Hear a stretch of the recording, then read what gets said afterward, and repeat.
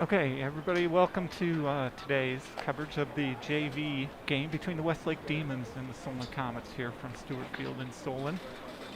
Lovely fall evening, temperatures around 70 or just above. Might be some rain moving in as the game goes on, so we'll have to keep an eye on that. Might impact the varsity game more than the JV. So the Comets come into this game with a 4-win, 2-loss, and 3-tie record. Last game out was a 1-1 draw against Copley. Probably the game Comets should have won. Plenty of chances to score. The Copley goal just came off of a mistake. Giveaway in defense. Westlake not really sure of their record, but they're always a difficult opponent, so we expect a good contest here. I'm going to get underway here shortly. I'll try and go through the starting lineups as I catch them for both teams. I apologize if I mispronounce or miss any of the Westlake names just going off the roster they provided and just saw it a few minutes ago for the first time. So for the Comets, we have Lucas He Jr. in goal as usual for the first half. In the center of defense, Charlie Lawrence gets the start today. On the left side, number 18, a sophomore. And on the right side, center back is going to be Josh Lockman Jr., number 2. The fullbacks, Ben Garfield on the left, number 1. Johnny Strosaker on the right, number 5, wearing the captain's armband again for the Comets today. Midfield 3, they're in a 4-3-3 this time. I know those who have watched recently heard some talk about the 4-4-2 they had been running with the diamond midfield. Coach went back to a 4-3-3 against Copley to try and create some more of a high press, especially against a team like Copley that likes to play with a lot of possession. Tried to force some mistakes, and it worked well.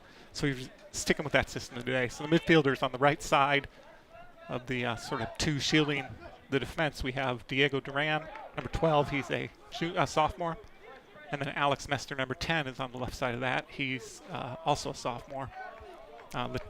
Ahead of them, I'm sorry, I got the backwards. Sebastian is actually the one sitting in front of the defense, number 21, Sebastian Satulo. And then Alex and Diego are a bit in front of him. The front three were missing Jack Riley today. For those that followed the Copley game may know that senior Jake Moss came off injured, a pretty significant neck sprain. He was actually taken off in an ambulance from that game. He's okay for those that have been worried about him. He's home recovering, but he's not able to play for a bit till he overcomes that injury. So Jack was called up to varsity duty today. He's been a source of a lot of our goals this season with, I believe, 6 to his name. So what we have up front is we have Pinnock Chitness, number 9. Number 7, who is a junior, a team leader in goals with 8. His brother, Pius Chitness, freshman, number 9 on the right, who's just in that tussle for the ball. And then on the left, we have James Evans making his second straight start. His left wing, number 22, sophomore. Pinnock puts in a nice cross. Can't quite fall for Pius there. Westlake's not able to clear, picked up by Sebastian. Westlake plays it out wide. Johnny Strosik is there. Takes a touch up the line. Can he keep it in? Guess not quite.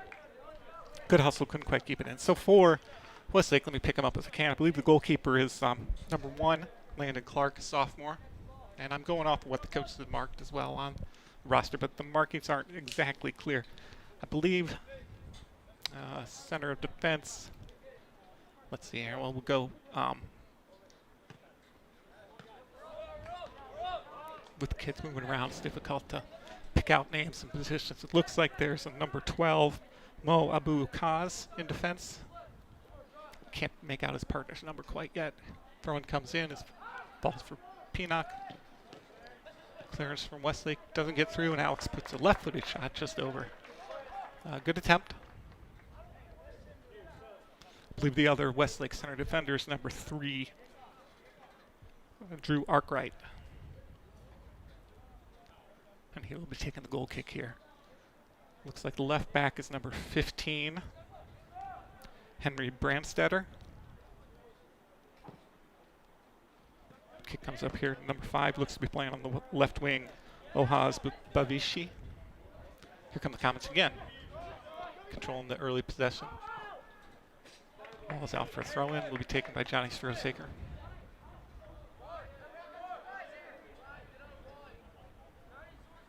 See if the Comets can make something of this opportunity deep in the Demons' territory. Headed out again. It'll be another throw.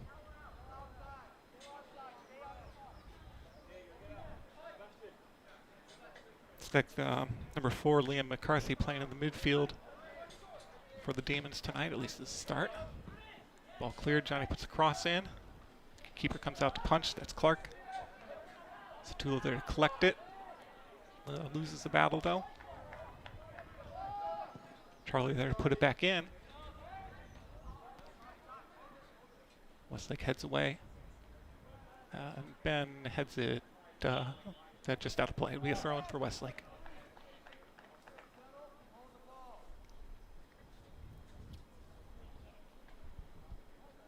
Taking about the right back, I believe. I believe that's number 19, Jacob Bodo. Sebastian looks to clear. Covered by Bodo. Westlake tries to come forward again. Ball falls to number 6, Zach Ebelsizer.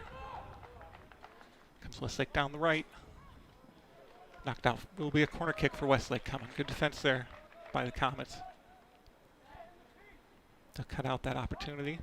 Westlake will get some of their defenders forward here. See if they can capitalize on this set piece.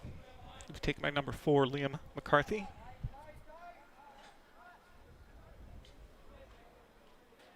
Comets are man marking the corner kick in the box.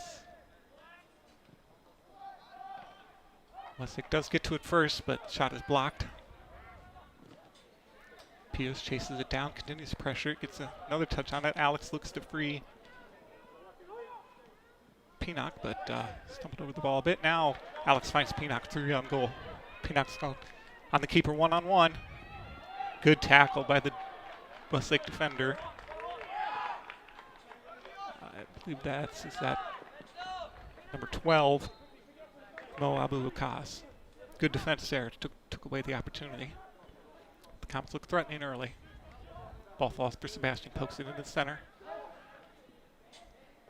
Pinock gets a foot to it, can't quite control it. Sebastian brings it down, attempts to bring it down, finds James Evans. Tries to make a turn, but is tackled by the Westlake defender.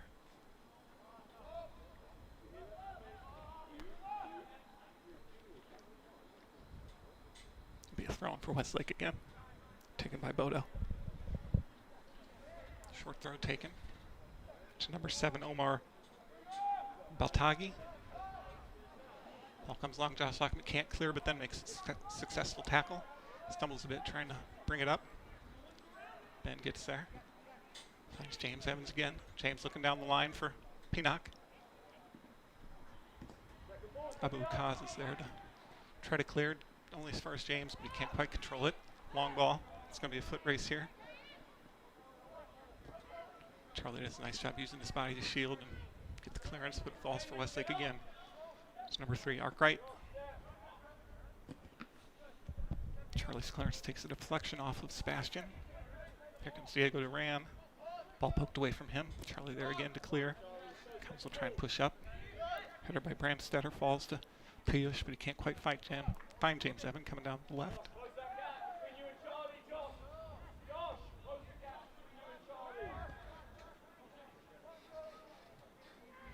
Charlie's had a busy start to the game already on that.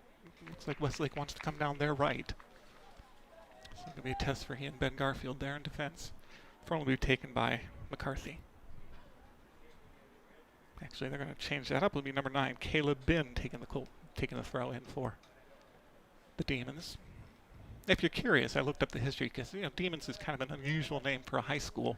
Apparently, it comes from. Wow, I think we were lucky not to have a handball called on Charlie there. Looked like it came up in his hand, at least from here. And this is going to be Pinock coming through. I'll finish that Demon story in a second. Pinock's looking for support. Johnny Strosaker on the overlap. Can he get there? Brandstedter's there first and puts it out. So anyhow, the Demons, Westlake used to be called Dover High School, I guess. I think it was in the 40s, and went by the Dover D-Men. When the name changed to Westlake, they decided to keep the D-Men name, and that just kind of evolved to Demons. So no inherent evil in the nicknames, just the way it came about. This looks like it should be offside if number 10 gets there. Referee didn't call it. It's going to be a throw in for Solon. Or are they going to call a kick? Throw in, I guess. That was number 10, Ryan Schrock for Westlake, who's tried to change that down. He's looked pretty threatening, got a lot of speed up front. So a good attacking option for them. Ball poked out by number 6, Zach Edelsizer. Johnny takes the throw in back to Josh Lockman. Josh back to Johnny Strosaker, up to Diego. Good triangle work there. Diego tries to play along, find a Pinock a bit over him. Bodo is there to play it wide, only as far as Ben Garfield, who flicks it up, looking for Alex Mester, but can't quite connect. Good header by Charlie, forward for James to chase down. Bodo there again. Alex plays it wide to Ben. Now they're working at triangles down the left. It's broken up by Westlake. James gets there first. Attempts to find Piyush. Pass doesn't get through. Here comes Westlake again. Sebastian back to help out. Johnny knocks it down. This time we'll go back to Lucas He, who will clear it. James getting scolded there a little bit by Coach Webb, not getting back to mark his man, which is number 7, Evel Sizer. So now the Demons are working their own triangles down their right. Charlie wins the ball again. This time it's out of play for a Westlake throw-in. This is our Comets' third to last and penultimate home game on the JV season. There will not be a JV game at Elyria on Tuesday when the Varsity travels there, as Elyria canceled the JV game. Here comes Pinock on the attack again. Not really seeing much support at that time. Pius gets a touch to it. Can he try and keep it in? Drops it to Johnny Strosaker. Plays it behind Diego. Miscommunication there. Josh Lockman steps forward. Anyhow, so the Comets' next game after this will be on Thursday at St. Edward's. First time we played them in quite some time. And then they'll come back home to finish the season next Saturday against Revere Minutemen, another new opponent on the schedule, someone we've scrimmaged every year, but this year we're going to play them in the regular season. A good program, and all the remaining games are going to be challenging. One has been the hallmark of the Comets season, primarily, is playing difficult opposition. Sebastian looking for Piyush. Heavy touch, gets away from him. Cleared by number 3, Drew Arkwright. Out of play. It'll be a Comets throw for Ben Garfield.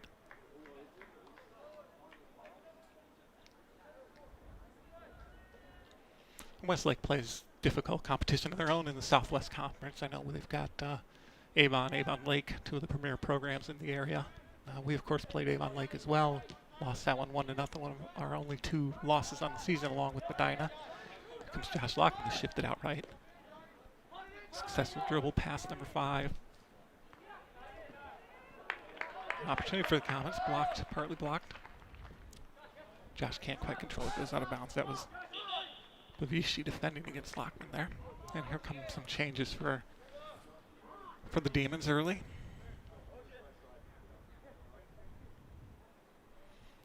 Looks like we have 2 number 4s on the Demons, so if I've been calling the wrong name, I apologize. So I don't know who this number 4 will be then. I know that I believe Westlake has 2 JV teams, so I'm not sure if they're playing a mix of them today, since Solon only has 1 JV. So there might be some duplicate numbers or different names than what's shown on the roster. Ball's out of play. It'll be a Westlake free kick. A little bit of a shove called on Diego Duran there. Looks like Johnny and Josh Lockman have traded places in the back. Josh has slid out to right back, and Johnny's stepped back into the center back position. The ball goes out of play. It'll be a throw in for the Comets. For those of you who have been listening in all season and want to stay up to speed with the team between games or in the off season, not that a ton happens in the off season of high school soccer, but feel free to follow us on social media. We've got our Facebook account, Solon Comets Soccer, Solon Comets Boys Soccer, I believe it is. And then we're on Twitter at Solon Boys Soccer. Chris Baldwin's done a great job building those platforms for us the past several years. Chris's son will be graduating this year. I will be taking that over, but can only hope to do half of what he's done in, communicating and providing updates and previews and match reviews. So we'll do our best. But it's a great way to keep up with games in progress and how the season is progressing for the Comets. Here they come again on the attack. This time it's Ben Garfield on the overlap, bound by James Evans. Ben takes on a few. Tackle made by number 3, Drew Arkwright. It's going to be out of bounds for a Comets throw. About 14 minutes into the first half here. Still scoreless. Both teams showing some initiative and getting forward.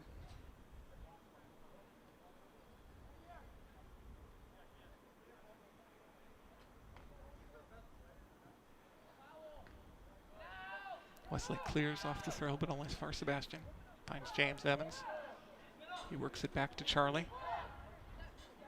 Charlie's a left footer, so you'll see him sort of tend to try and set up that pretty strong left foot. Sebastian finds James on the left. Looks for Ben Garfield, broken up. Sebastian's pretty active so far, stepping forward. Attempted flick header by Peanut doesn't quite come off, and it's out of bounds for a Westlake Demons throw. So I think I was saying on the Westlake Demons in the Southwest Conference, they play, Avon Lake. Now we're number 2 and number 3 in this week's coaches poll in the greater Cleveland area. They also have Olmsted Falls, who I forget where they're at. They're in the top 10, I believe, still. So, they face plenty of difficult opposition themselves. I know they schedule teams like Strongsville as well. There's plenty of quality in the Cleveland and Akron area soccer scene for high school teams. So it's not that difficult to make yourself a pretty challenging schedule. James Evans recovers. Finds Alex Mester, give and go with James. James looks to find Peanut, but can't quite connect. Here comes Josh Lockman, see if he can keep it in. He does. Takes a pass. Number 14, Aiden Thomas, who had come on for Westlake. Ball's down in the corner. It'll be a throw in for Solon. So free kick for Solon.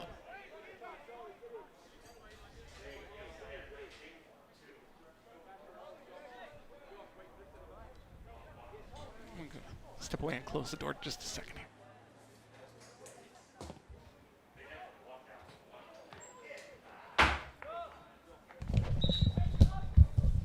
Apologies for that. We're getting a little bit of background noise from the PA area. We have a substitution for Solon now.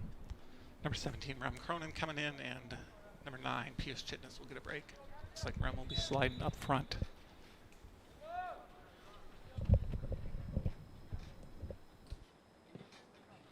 Goal kick for Westlake.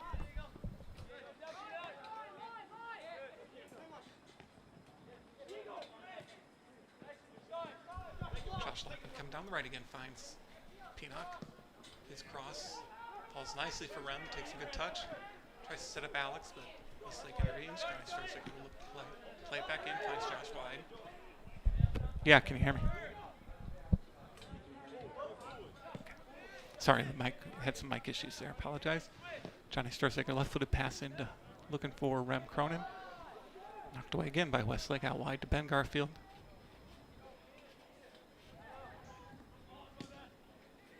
Here comes James driving in field. Takes a turn and tries to play through ball, looking for Rem, I believe, but it trickles straight through to Clark in Westlake's goal, who will opt to punt and try and give some breathing room. Punt falls for Solon again, though, but the header goes right to number 4. I believe is Liam McCarthy still. Ball played for Josh Lockman again on the right.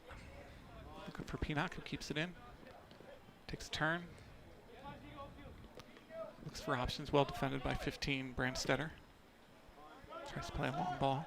Goes a little beyond Westlake's other number 4. It'll be a throw in for Johnny Stursaker.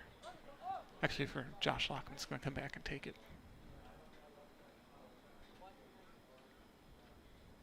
Both teams looking for their first real good chance of the game. Comets have had a few shots.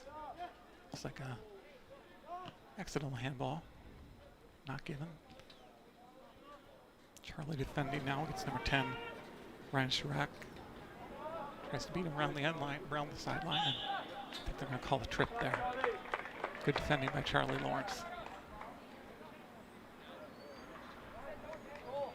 Be a free kick for Solon, deep in their own territory.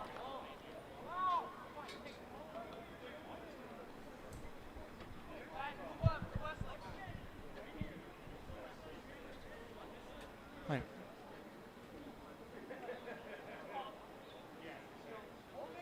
Did he? I guess he called a trip further back up the field. I didn't see that one coming.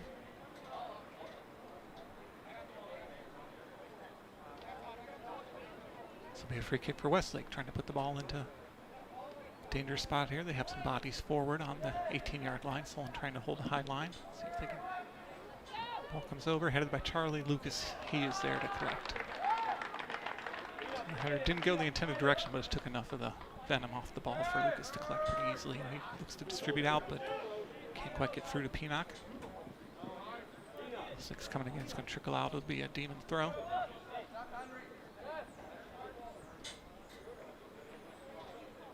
So now Westlake starting to put a little pressure on the Comets' goal.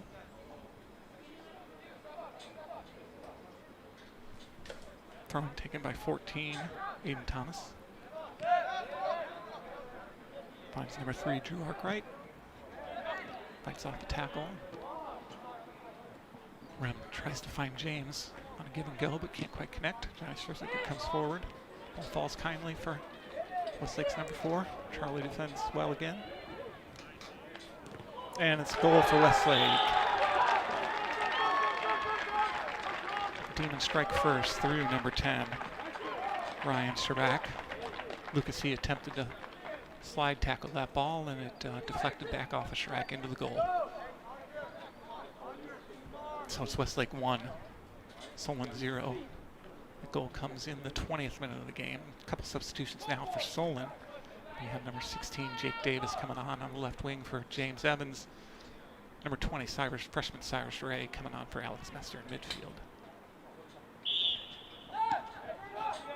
And plays it, kickoff back to Sebastian. The Comets will try and work it around, create some space. Josh Lockman, Diego Duran. Diego's tackled by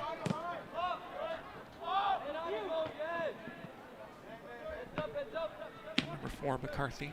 Solon covers again. Jake Davis gets his head to the ball, out to Ben Garfield down the left flank. Ben drops it for Cyrus. Can't quite control the spinning ball and plays it out for a Westlake throw.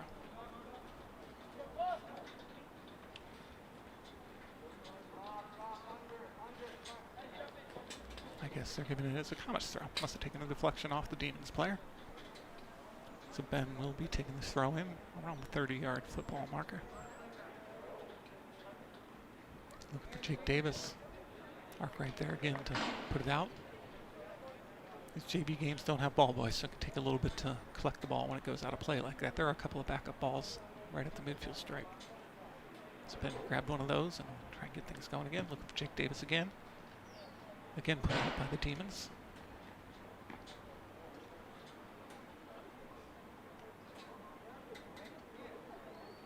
Comets looking a little bit flat-footed at the moment. I think a bit surprised by that goal.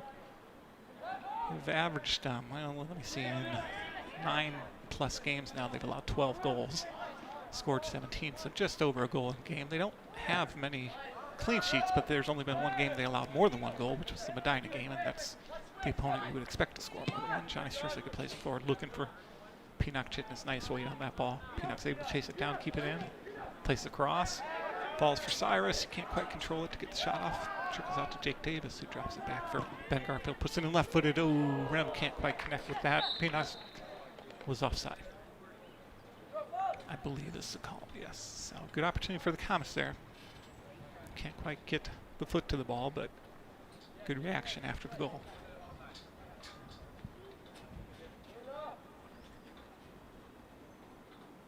This free kick will be taken by Arkwright of the Demons. Plays it long.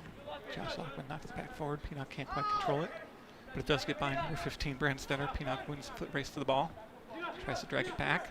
Breaks through one tackle, and then ball goes out of play for a Comets throw. Be taken by Josh Lockman. So the Comets have the chance to get some bodies into the box.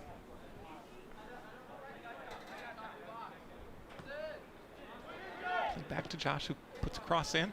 Goes over everybody, and Ben can't quite bring it down. Good effort.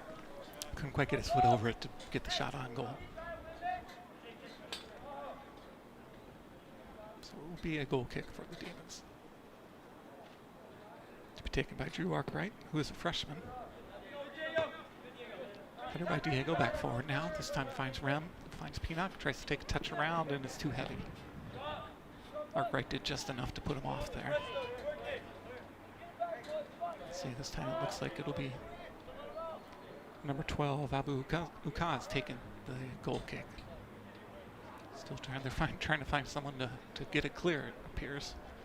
It's often a little bit of a challenge if the goalie is not the one taking the free kick, because right now you're playing many of the Comets offside if they're behind your normal defensive line. So Comets can watch for that kind of opportunity later. Here comes Jake Davis down the left. Is he able to keep it in? Trickles just out of bounds. Westlake throw. Taken by 19, Jacob Bodo.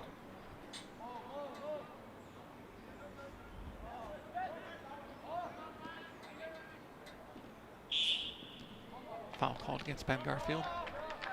Drawn by Chirac, it'll be Westlake. And now they get a chance to push up a little bit, take a breath. Quick free kick played back for Bodo. Plays it short to McCarthy. Ben Garfield breaks up McCarthy's attempt to find a player on the wing. Poked out. It'll be a counter throw. Originally signaled towards Demons, but changed his mind. We're going to have a substitution here. Alex Mester coming back in for number 12, Diego Duran. Going to have Sebastian Satulo coming off, and freshman 19, Aiden Brown will come on and sit at the base of midfield, and then Anthony Gialonza, number 4, has come on for Josh Lockman at right back. Some fresh legs on the field. The Comets have had 3 games in 5 days now. Tuesday, Thursday, Saturday, and two of them here. Johnny Strosaker, Pinok Chitness also put in 60 minutes plus in the varsity game against Euclid on Wednesday night. So we're going to have a few tired legs out there. Important to keep them fresh enough heading into the second half here. Good effort by Pinok. Can't quite put it through for Alex. Next attempt again. Gialonza defending. Cyrus Ray is able to knock it away, plays it back for Johnny, who attempts to find Anthony, but can't quite control it. Falls for McCarthy. McCarthy driving through the middle, looking out wide. Charlie Lawrence again forward to break that up. Unfortunately, it trickles out of play. Charlie was alert to Chirac's threat there.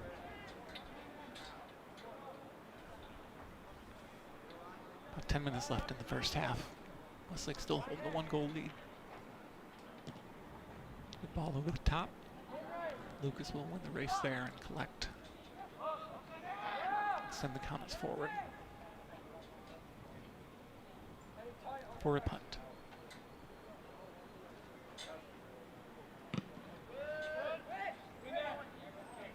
Ball in the air, takes a bounce. 3-4. Alex finds it, knocks it back to Anthony, who is pushed by number 4 of Westlake. It'll be a free kick for Solon, and they'll start moving the ball forward. Taken by Johnny Strosaker.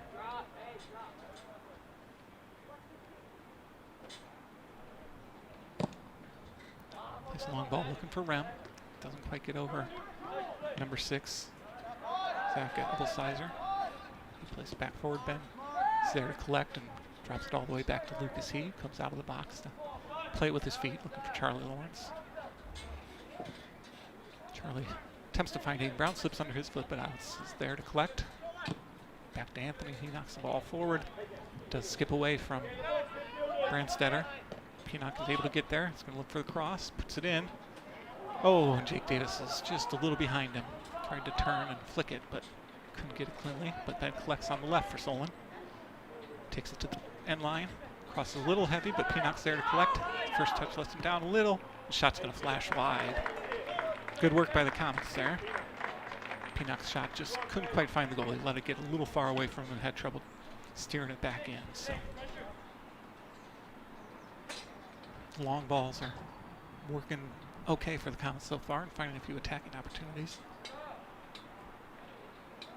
Looks like is Clark limping a little bit in goal for Westlake there. Tough to tell. Goal kick comes long.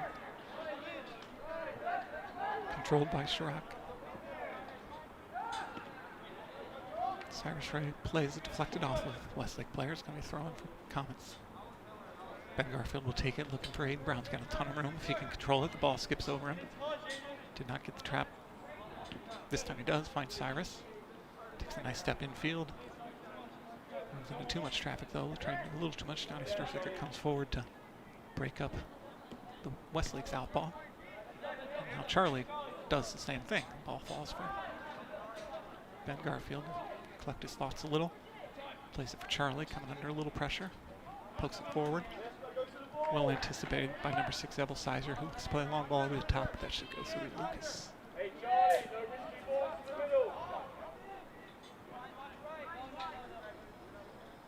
Who will go ahead and punt.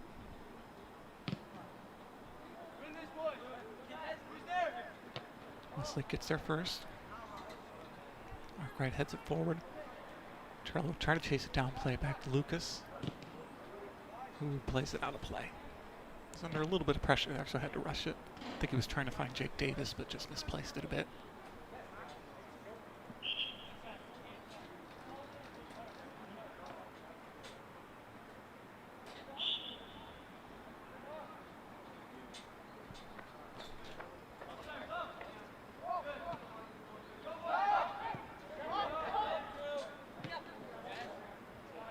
Ball put back forward. Johnny Stroseeker's there to knock it ahead for the Comets. Rem comes off his shoulder. Falls for Ben. A little bit of just volleying around the midfield right now. And Westlake tries to break forward, but Alex is back to break it up. Call foul on Alex, not sure about that. Looks like a 50-50 ball. Be a free kick for Westlake, about 45 yards out from goal. And a little further, the referee says, so about 50 yards from goal. We'll have some people stepping forward again to see if they can get ahead on this.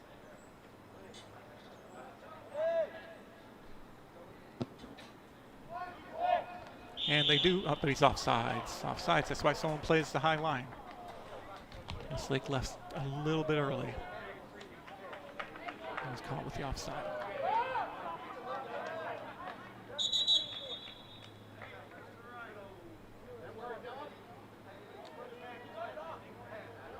Arguing over the spot of the ball, I guess. 5 minutes to go in the first half. 5.5. Lucas will send it long again. Rem Cronin and Alex Mester avoid colliding and win the ball. Play it forward for Pinock again, who's looking to get in behind. Can't quite bring it down. The ball took a bit of a funny bounce there. It's going to spin out. A play for the Comets throw. Substitutions now for the Comets. Number 9, Pius Chitness, freshman, returning to the game for Jake Davis, and then number 8, Aditya Sharma, makes his first appearance of the game. He's also a freshman, and looks like they'll push Rem back to midfield, and Cyrus will take a break. Good work by Cyrus and Jake out there. Throw in comes for Aiden Brown. Manages to get it to Rem, played back to Charlie. Charlie kicks it long for Aditya, tries to bring it down off his chest, can't quite control it. Alex heads it, it's going to trickle out for now a Westlake throw. Comets can't quite find that final ball, yet they've had a couple of opportunities. It's kind of like the Copley game, where I'd say in the first half the Comets have had a little bit the better of it, but just a bit unlucky to let up the goal and not capitalize on their own chances. They're going to have to take advantage of one here in the second half. Ben plays a cross in and is too close to the keeper. Clark is able to collect it easily. And plays a punt forward now. Won by Johnny Stroseeker on the header. Been down by Arkwright. Battle in the midfield again. Number 16, Owen Hall, hadn't called his name yet, plays it forward and sends Westlake into attack. And attempts to make the tackle and is successful. Here comes Arkwright down the right side. Defended by Charlie Lawrence again, turns it back infield. Falls to Four McCarthy to Arkwright, who steps over it. Schrock plays a give and go, nice give and go, breaks through. Lucas He forced to come out and gets a hand to it. Had to come, cut the angle down. I think it might not have been a hand. In fact, it might have been a face. From the look at his reaction here. Looks to be all right. Well defended by Lucas there. It was good play, good give and go from Westlake. Good, created a good chance. Lucas had good reflexes to come out and thwart it. It's going to be a corner kick for Westlake, though, so still a threat.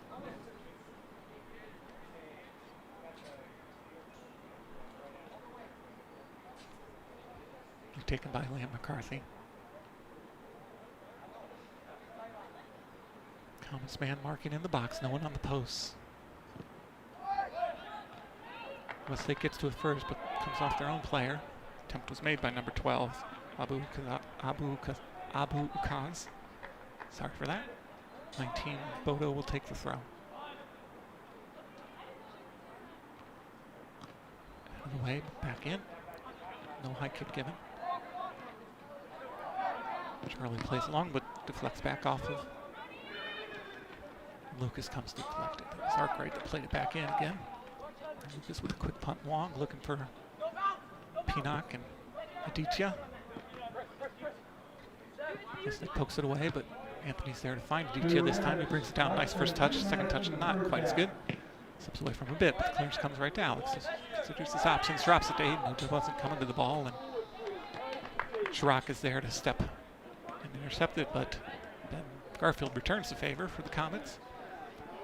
And Rem's attempt to find Pierce goes out of play. About a minute and a half left in the half here.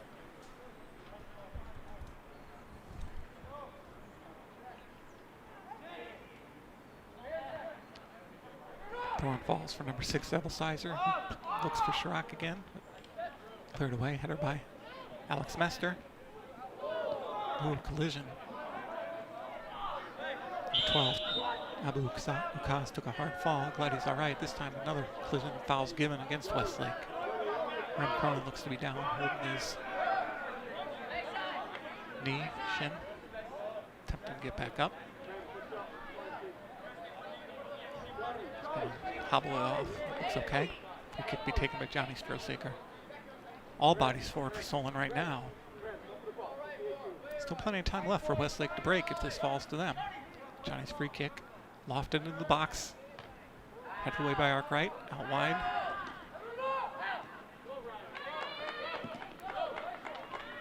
And Lucas, he has to be smart to that one. Smart long ball played by Westlake, but Lucas is there to collect it and put it forward. It goes out of play, and that'll probably be it for the first half. Time will wind down here just in the process of chasing down that ball. Some good action for a JV game. It's 1-0 Westlake. Comets are in it and should have some opportunities to equalize or take the lead here in the second half. 10, 9, 8, 7, 6, 5, 4, 3, 2, It was 1. just taken, and that's the end of the half. So 1-0 Westlake at halftime. We'll see you in 10 minutes for the second half of the JV game.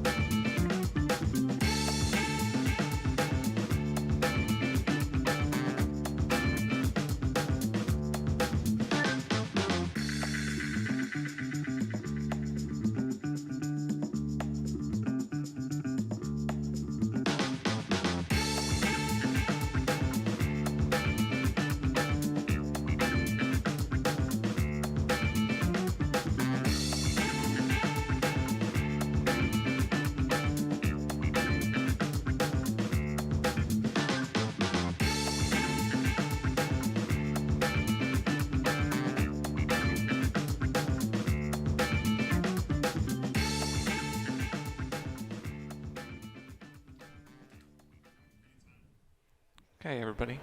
Welcome back for the second half of the Westlake Demons and Solon Comets Junior Varsity game. Westlake leading 1-0 at the half. Teams will switch sides, so the Comets will be coming from right to left in their home blues, and Westlake's in their visiting white. Eric Boykin, freshman, coming into the goal for Comets in the second half today. And otherwise, looks like we're back to the starting 11. Well, the other 10 at least.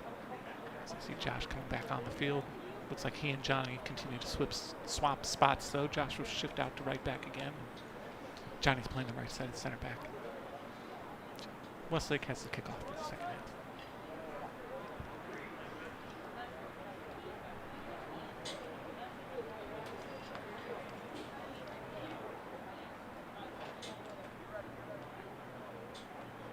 The way they're set up, it's possible, not clear. Westlake might be playing with the back three defense. Don't see a ton of that in high school, so. But the way they're set up now, it looks like it's Brandstetter, Abu Kaz, and Bodo. I'm not sure if that's the way they started the game. I didn't notice, but they're clearly lingering back from the rest of the team. Throwing for the Comet, or for Westlake. Sorry, I gotta get my own directions changed here. Gonna be a free kick for Westlake coming up. A little bit of a push. Again, they'll get a chance to put it in the box. Comets will try to keep the high line on the 18-yard box.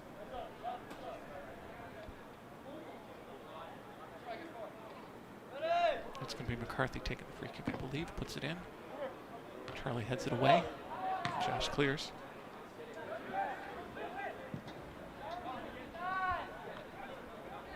Comets will try to come forward.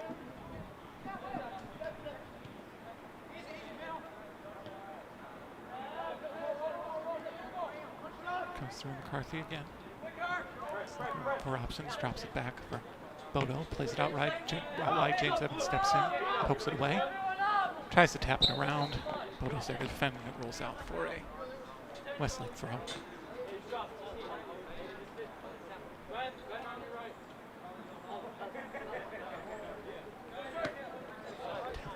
Forward. Chirac will pursue, but Charlie Lawrence will play it long with his left foot. Push called against Westlake, I believe. Looked like he had the arms up. Free kick for Solon, but you're not getting a signal. Yes, that's what it is. A little bit of a push in the back there as Peanock went up to try and win the header. So Solon will get a free kick out at about the 25-yard marker, I believe. Looks like Ben Garfield will take it with his put the left-footed swinger in. Pushing it back a little further. So yes, at the 25-yard marker. Tough to sort of plop one in over the defense here without it getting through to the goalie. And it looks like Westlake has made a goalie change. I believe that's Sunmeet Singh coming into goal for the second half, junior. Here comes the kick from Ben. Little overcooked, and oh, Singh drops it, and it trickles into the goal. Mistake. Oh, a handball? They gave a handball, I guess. Handball called against Charlie Lawrence. Otherwise, it would have been his first high school goal.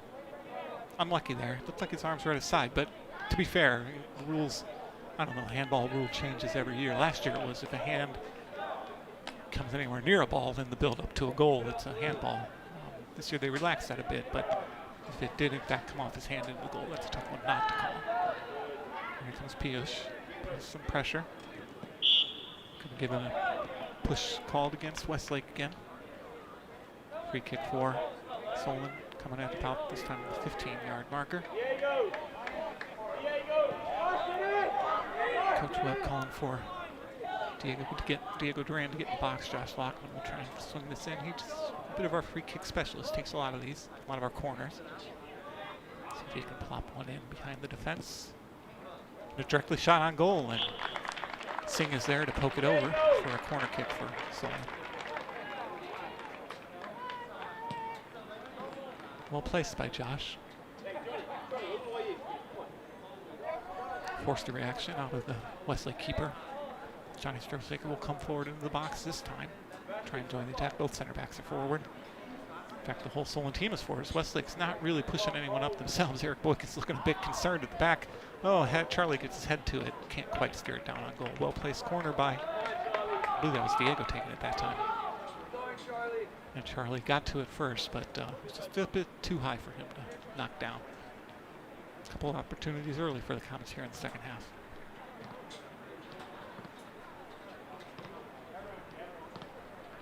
And again, keeper chased down his own ball in this game, which allows time to tick off the clock a bit.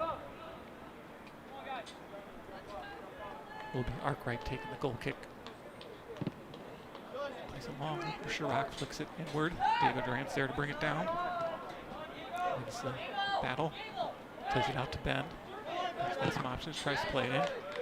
Deflected out off of 16, Owen Hall for a throw in for Solon. Ben quickly takes it, finds Sebastian. It's touch back to Ben. Drops it back to Charlie. Charlie had more time than that and just plays one in towards the middle. That does fall decently enough for Solon. And here comes Westlake. Johnny Strosick steps in to make the tackle. Lost track of the ball. And comes to number 6, Evelsizer for the Demons, who finds Chirac. Nice ball played in the middle. Good tackle by Sebastian Stula, though, to break up that attack. Tackled Omar Baltagi. Going to get a call on a sliding tackle from behind here for the Demons. It'll be a free kick for Solon.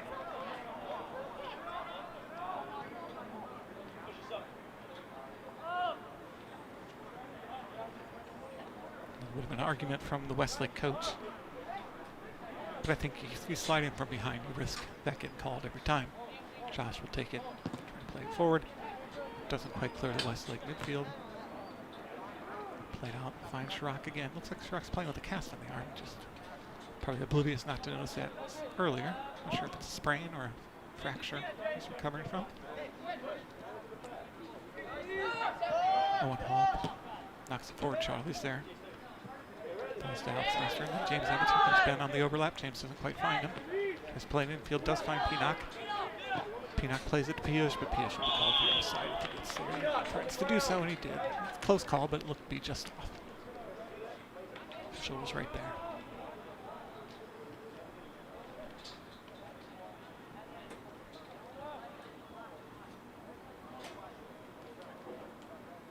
So Arkwright, I believe, will take the free kick for the Demons. Played long, won by either Johnny Strosick or Josh Lockman. They both got their same time. Ball knocked forward for Alex Mester. Can he win the race to it? Yes, knocks it wide for Ben. Some room to work with. Tries to find Pinock, but behind him, and Westlake defense was wise to that. Picked up by number 7, Baltagi. Tackled out to play by Josh. Give the throw to Westlake. Taken by Brandstack.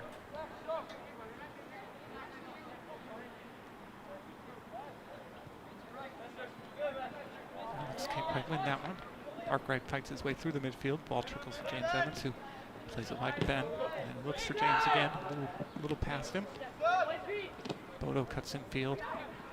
Deflected by Alex, but it falls for Arkwright. He finds Evelsizer and turns and plays a long ball through. Chirac is there. Charlie just about does enough to knock him off the ball cleanly. Good defending by Charlie Lawrence again. That's the long ball, but Chirac's well in the offside position for that. However, McCarthy's not. He pressures it. Charlie's clears balls to Chirac. Looks to play it wide for Hall. Cuts off of Ben Garfield now for a Westlake throw. Westlake working some nice combinations when they do get a chance to attack, which hasn't been as often as the Comets have, but all that matters is on the scoreboard, and right now Westlake holds that advantage. They throw in for the Comets.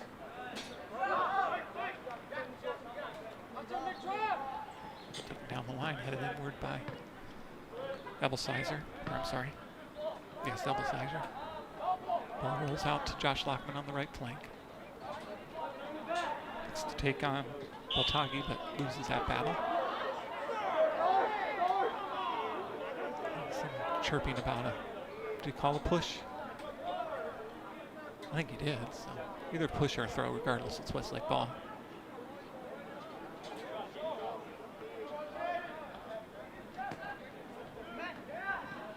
Nice give and go. Opportunity for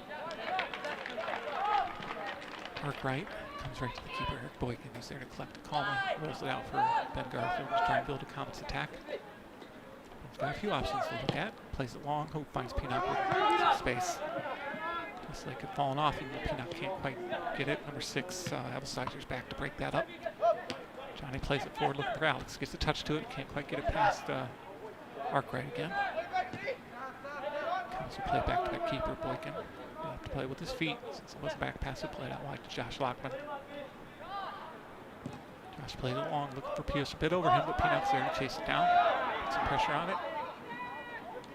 Ooh, anticipated the pass back, but couldn't quite get there. And all Sink can do is put it out of play. Good pressure by Peanut. He's had several goals this year in that manner.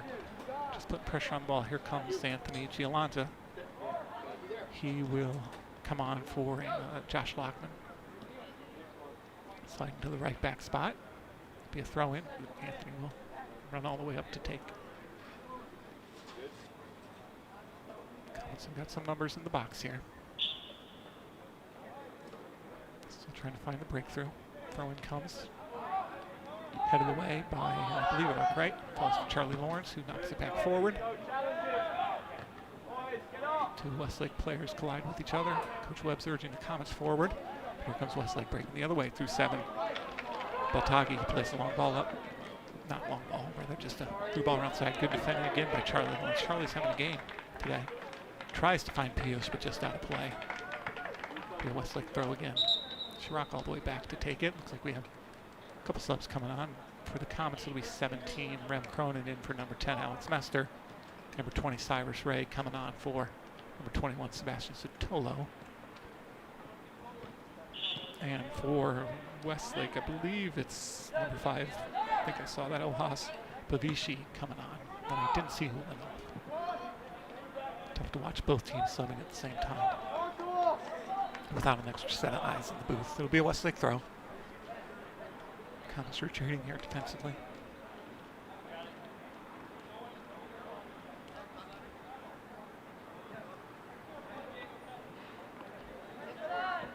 Comes to Arkwright, takes a turn.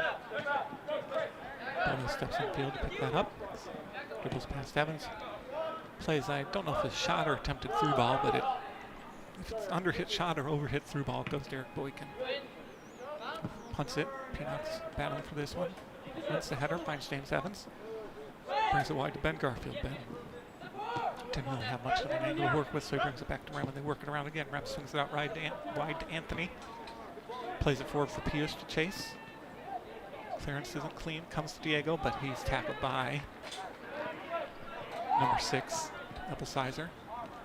Solon retains possession, now won by Cyrus Ray. Plays it out to Anthony, and then back to Cyrus. Figure out what to do with it here, and I think it takes a deflection off the Westlake players. The Comets work out of that with a throw-in, which Anthony takes quickly, finds Pius.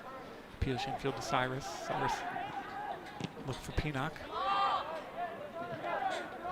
But Arkwright again there to step forward, and it's kind of a battle of a couple center backs here. Both Charlie Lawrence for Solon and Drew Arkwright for Westlake have been plenty busy. But I think Arkwright's really playing more of a defensive midfielder role right now. But regardless, he's doing a lot to break up Comets' attacks and adding his own impetus to Westlake's. And that's from a freshman, so looks like a bright future for him. Thrown for Westlake. Takes it along down the line. Anthony heads it back out. It'll be another throw, and ball goes over the fence. So Westlake coach knocks one down the line. I believe that's Bavishi taking the throw-in. Can't see the number for sure. No, it's not him. It's number 7, Beltagi. We'll get another one. Time's kind of ticking away on the Comets here. We've got 23 minutes left. Still trailing 1-0.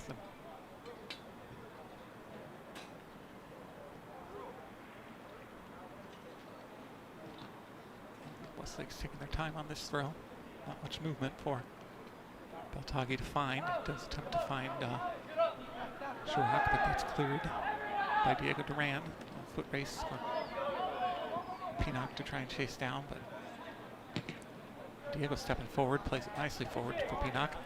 Tries to find Diego. Instead drops to Rem Cronin, I believe, who plays it out wide for Pinock again to try and put some pressure on. The ball goes out of play. Now it'll be Solon throw. Down at the other end. Westlake sending numbers back when they need to defend. They're working hard to hold on to this lead. Piyush tries to find Anthony, but it goes out of play for another throw. Deflected by Baltagi. Throw in comes for Piyush, and Baltagi steals it away, but Cyrus Ray steps forward, makes the tackle. Trying to keep, what are we going to have here? Free kick for Solon. Diego Duran going to take it. The call came all the way from the other side of the field. And Westlake's coach isn't real happy with that, and don't blame him in a way. The referee right there didn't make the call. It's difficult to see from here what exactly occurred. I'm going to mark off the 10 yards here. See if Diego can place this one on someone's head, and that head can place it in the back of the net. Cross comes in, a little behind the Solon line, falls for Ben Garfield, takes a touch. Another touch, takes a shot, deflected. Number 12, Abu Ukaz got there, then knocked out for a corner kick. Comets putting some pressure on, but Westlake's answering the question still. And Diego will take the corner now. Only one defender back for Solon, Ben Garfield. Sort of lingering, but Westlake, Chirac, is only out at the 15-yard marker. Cross the corner comes in. Again, Solon gets to it, but didn't quite keep the eye on the ball, and it goes out for a goal kick.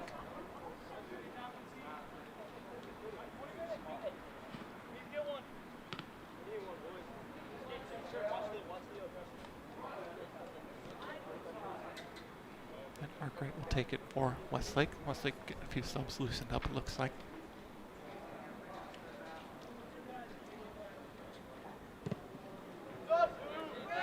Out wide. Looking for Hall, knocks back for Bodo. Defended by James Evans, but off of him for a Westlake throw. Looks like a Sunday will come on. Number 7, Baltagi's going off. Is that number 4, Arkwright? Or I'm sorry, not Arkwright. McCarthy coming back on.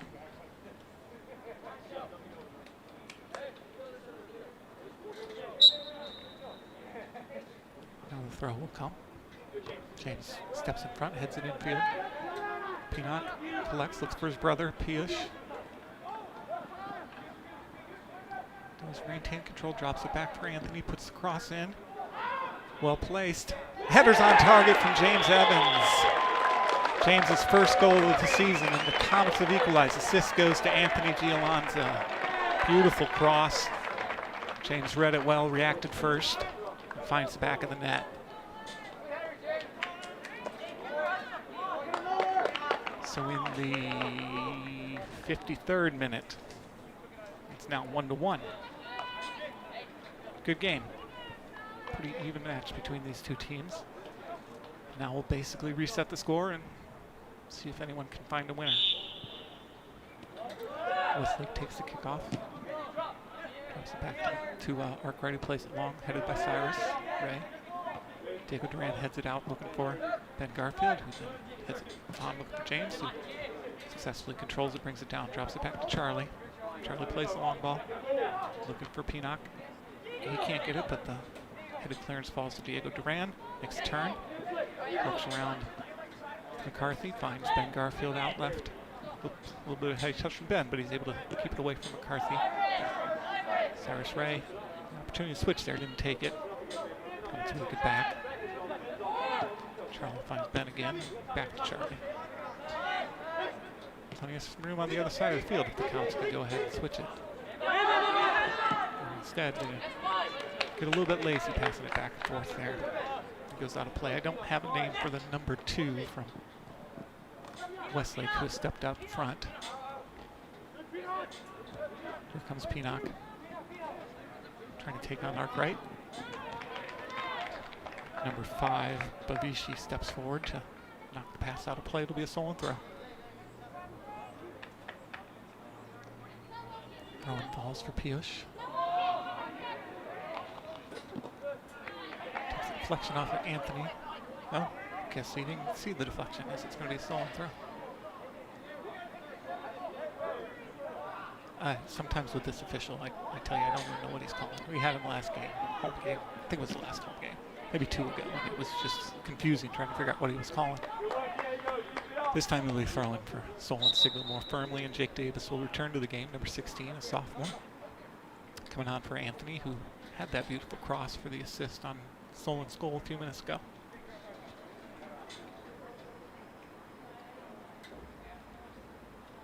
So Jake will come across to take the throw in, get Solon going again. Throws it a bit over Piyush. Sarasri steps forward, wins the header. Looks for Diego Duran, can't win the second one, but still battling.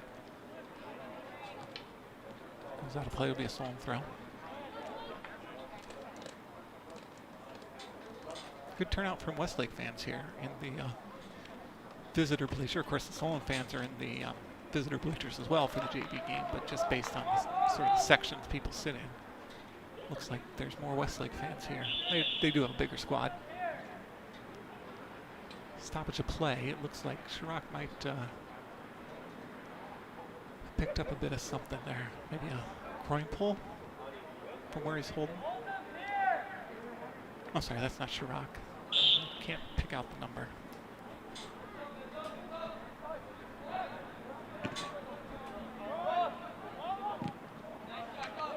I believe it's number 15, Brandstetter, maybe. Okay, yeah, ball gets over Charlie. Johnny's able to just knock it away. For Jake Davis to send forward. Ball falls for James Evans, wins the race to it, knocks it back for Ben to collect. Couldn't quite get it out under his feet fast enough, but it goes out of play off the Westlake for a Solon throw. Good last-ditch defending there from Johnny Strosaker with 2 guys bearing down on him. Peanut eventually controls it, knocks it back a little far. Charlie's there to knock it back forward. Ball's going to roll through to Singh in the goal for Westlake. He'll collect, try and start setting them forward with the punt. Takes a bounce. 3 Solon players there, but one by Chirac. Played out wide. Jake Davis there to defend for Solon. Will let it go. Shield the ball out of play to be a throw in, which he'll take quickly. Looking down the line for Piyush Chitnis. Piyush tries to flick a header, win it himself. Well defended by Bavishi. Jake steps forward to head it. Diego can't quite find Piyush. Ball played out, and Johnny Strosaker will shield it this time for another Solon throw. Substitution coming in for Solon now. D.T. Sharma returns to the game. Number 8 freshman coming in for Piyush Chitnis. See if he has some success down the right-hand side here. Actually, he's going to come in the middle, and Pinnock will shift out to the right.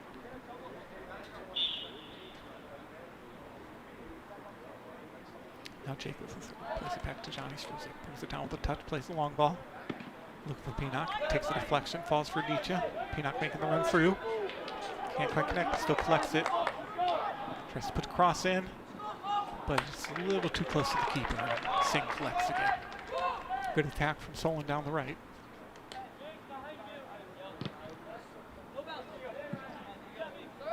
Johnny Struzik there to win the header. Falls for Rem Cronin. Rem plays it out wide for Ben. Ben's able to keep it in and cut back inside. Around Hall. Looking for Evans. Nice ball threaded through. Evans has some space now. Takes it to the end line. Plays a left-footed cross in, but it goes right to the keeper. Good ball from Ben Garfield, though. Perfectly weighted. And well timed. Singh with the punt. Takes a bit of a shank, and Duran plays it back forward. Couple headers there. The ball will roll out. Arkwright can't quite keep it in play. Referee raised his arm. Okay. Be nice to blow the whistle too, sir, just so everybody knows for sure. Throwing comes down the line for Pinnock. His cross goes out of play for him. Goal kick to the Demons. We have just under 14 minutes left. Both teams still looking for a go-ahead goal here. Solon certainly showing the lion's share of possession at this point. But can they find a goal and avoid their 4th tie on the season, which has been kind of a frustrating aspect of their results. There are a few games, like I said, they probably deserve more than that. The couple of games certainly Probably the Brecksville game should have been a win as well. Oh, trip, penalty. Or are you going to call it outside the box? I guess he's giving it just outside the box. That looked to be in. Boy, I'd like to see that on replay, but it'll be a free kick for Solon outside the box. And Richie Websargan, I know. I was just reminded we don't have replays, so it was a bit tongue-in-cheek. I'll go home and watch the replay, make the decision.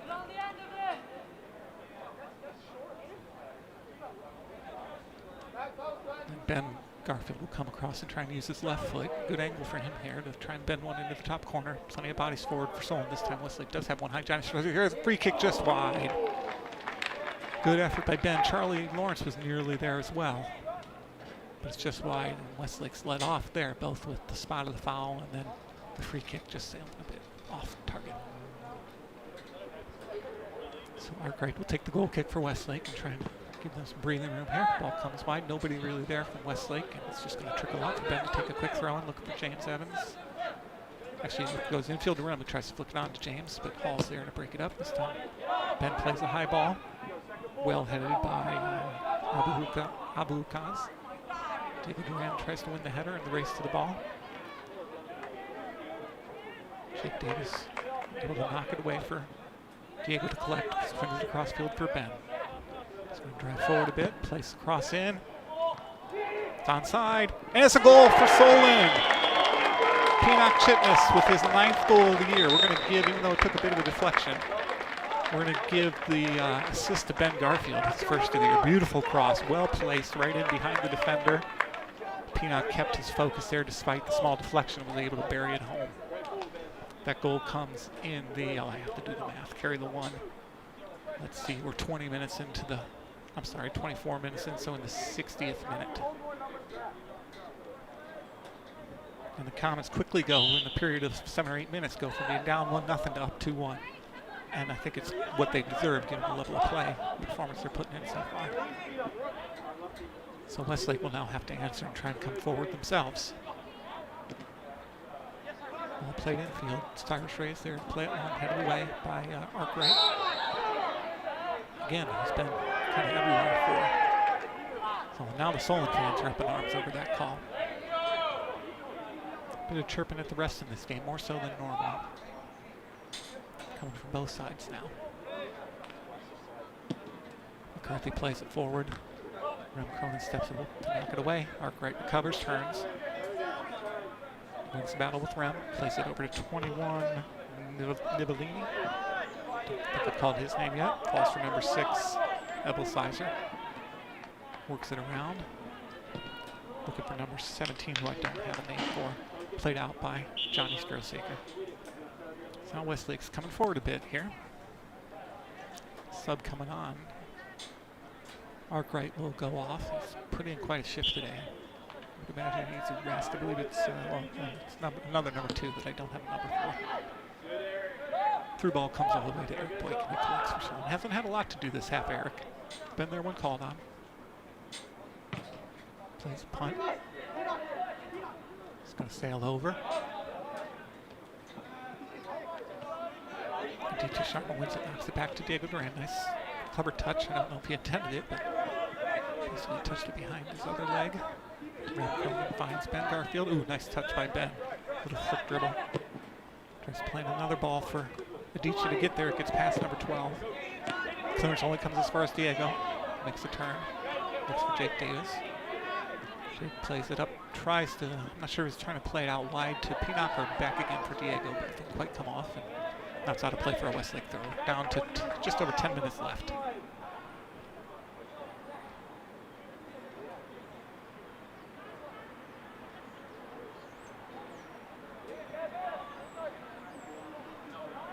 Go on to play Solon for now. It's time. We're going to get some subs back on here. Alex Mester returns, number 10, sophomore for Rem Cronin, number 17. And Cyrus Ray comes off after having put in a good shift. Defensive midfielder, number 20. And 21, Sebastian Satullo, comes back on to replace him. Good minutes there from Cyrus, helping to let the Comets dictate play for a bit here. And headed down, cleared by Westlake. Only as far as Jake Davis, who puts it back forward. Headed down towards the middle. James tries to hit it down the middle and find Aditya, but can't quite get through. Ben heads it out to the right. It looks like a play would be a Westlake throw.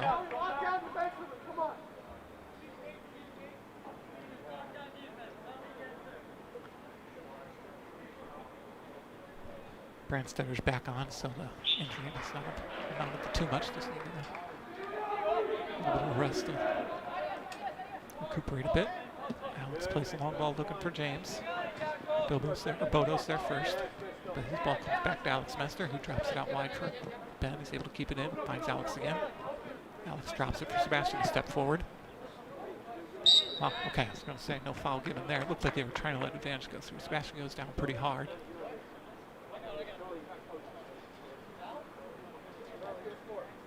Fouled by Chirac. Johnny Strosick will take the free kick, and again, someone will send some bodies forward and see if they can add a little security. Plays it short for Ben.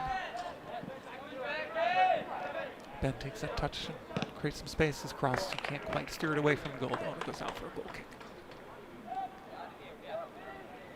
Good idea. Ben did have some room to work with there, but they can't quite get the cross on target this time. Both the Solon goals have come through the fullbacks, delivering crosses. Anthony Gialanza for the first, and then Ben Garfield for the second. So it's been a pretty effective tactic for them getting the fullbacks forward today.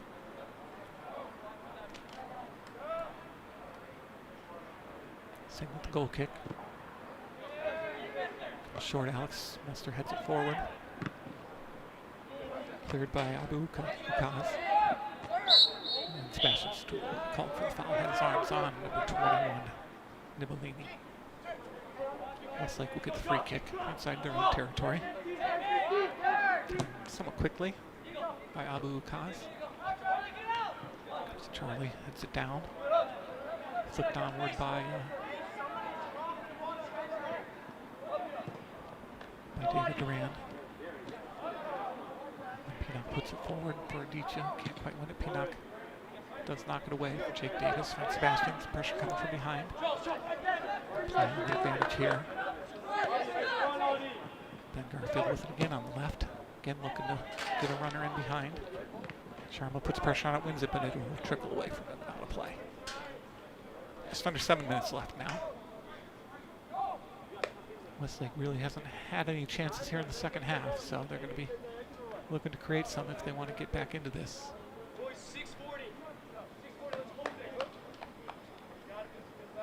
The varsity teams are warming up. It should also be a good game. It always is a good one between Westlake and Solon. Looks like I think the goal kick was taken too early. There were subs coming on. So we're going to redo it. That lets some time click off the clock for the Comets here.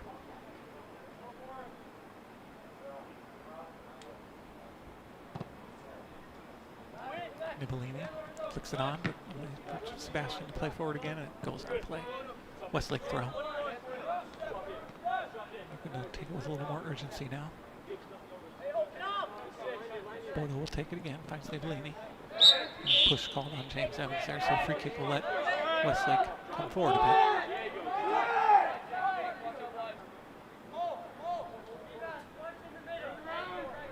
They'll play it short. Abu Kaz, pressured by Sharma, who does knock it away. Just does it again. It came off of, what are they going to call? Should be Comets throw. No, they give it to Westlake. Looks like it had come off of Bodo. Difficult angle for the referee to call from the other end, though. Headed out by Solon again. Nibolini with a quick throw. Ben tries to head it over, but couldn't quite connect. Got to play again, so looks like slowly moving up the field to be a throw-in. Looks for Nibolini. Alex Mester pokes it forward. DJ can't quite get there. Headed out by Abu Ukaz. Pinos tries to tap it over Brandstetter, but can't quite do it. Jake does. Chased down by Pinnock, and all that Abu Ukaz could do was knock it out. This will be a Comets throw right now. Sure, they'll take it a little bit more slowly. Pius Chetness returns to the game, number 9. as does Aiden Brown. Looks like Alex Messer's going to shift out to the left side. Piyush will come on. James Evans and Aditya Sharma coming off. Throwing here for Jake Davis. Aiden has slid into midfield in Alex's place. Johnny Strosiker steps forward, puts the ball back in. And he can't quite connect, so Alex Messer collects it. Finds Aiden Brown. His touch out of play off of Alex. So it'll be a Westlake throw. Keeping them pinned back pretty well. Westlake having trouble getting out of their own half for any sustained period here in the second half. They're going to make a substitution. I believe there's 14, Aiden Thomas coming on. One comes into Bellini. Garfield challenges. Sherlock heads back in towards the middle. One of these balls intercepted and cleared by Charlie Lawrence. Nice touch by Pinock to bring that down. Finds Jake. Back to Pinock, back to Jake, good run. Pinock making his own run now. Jake finds him. Very nice connections there. Take it to the end line, put a cross in. Aiden Brown's there, but can't quite connect cleanly. Ball trickles around a bit. Wait, what are we going to have here? I called a push on Piyush Chitnis. Another one I didn't see there. So let off for the Demons. That would have been certainly sealed the win for the Comets had that one been allowed. Well played by the Comets. Good combination work from Jake Davis and Pinock Chitnis there. Ben comes charges forward to win that ball. Alex can't quite get the second ball. Nicely done by Sebastian to keep it in the Westlake half. Ben plays it forward. Pinock slips through Brandstetter. Pinock almost there to get it. Instead it's Thomas coming forward for Westlake, but his pass only finds Aiden Brown. It goes out of play for another Solon throw. What do we have? I guess we have, I'm sorry, that's Jake Davis that was doing the work over there. Couldn't see the number. So Jake will take the throw.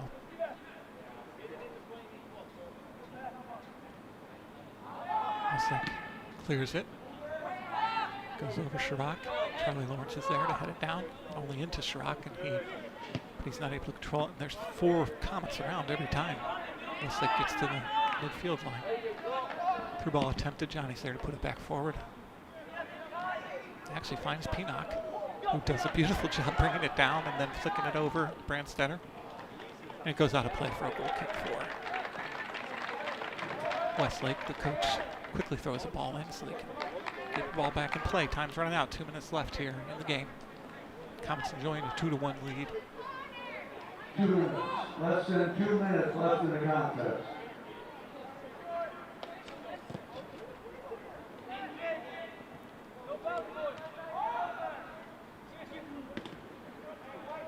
Satullo comes over to just knock the ball out of play. It'll be a Westlake throw, but more time coming off the clock comes to number 6, Evel Sizer. His pass goes out of play. Not what Westlake needed at the moment. Looks like the Comets, well, we will save any, predictions here until we get a little closer to the end, but right now, not really being threatened.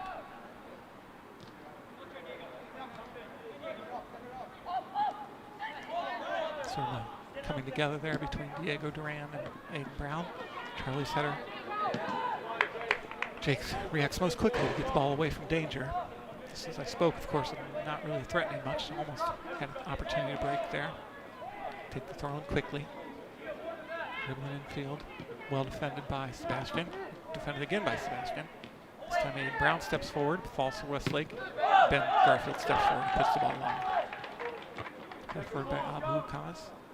Brought down by Pinock Chitnis. He's had some glorious touches this half. He'll be looking to drive down the corner waste time. Looks like that should be about it. Comets should hold on for a 2-1 win here, which will make them 5-2-3 on the season and stretch their unbeaten streak to 6 games. 2 more left against St. Edward's on Thursday on the road, and then back here next Saturday. I can't recall the time. It's in the afternoon against Revere to close out their season. And this guarantees them at least a 500 record. And well earned. They've had, you can see the progression game after game. Some of the freshmen learning learning the high school game, begin to contribute more. Sophomores get more comfortable. Juniors showing the leadership you expect. Goals again came from James Evans, Peanut Chitness, as Solon sees out a 2-1 win over Westlake in the JV game. Varsity game will be coming up at 7 o'clock. Thank you for joining us for the JV game. Hope you'll tune in for that. Should be a good one. And we'll see you next week against Revere.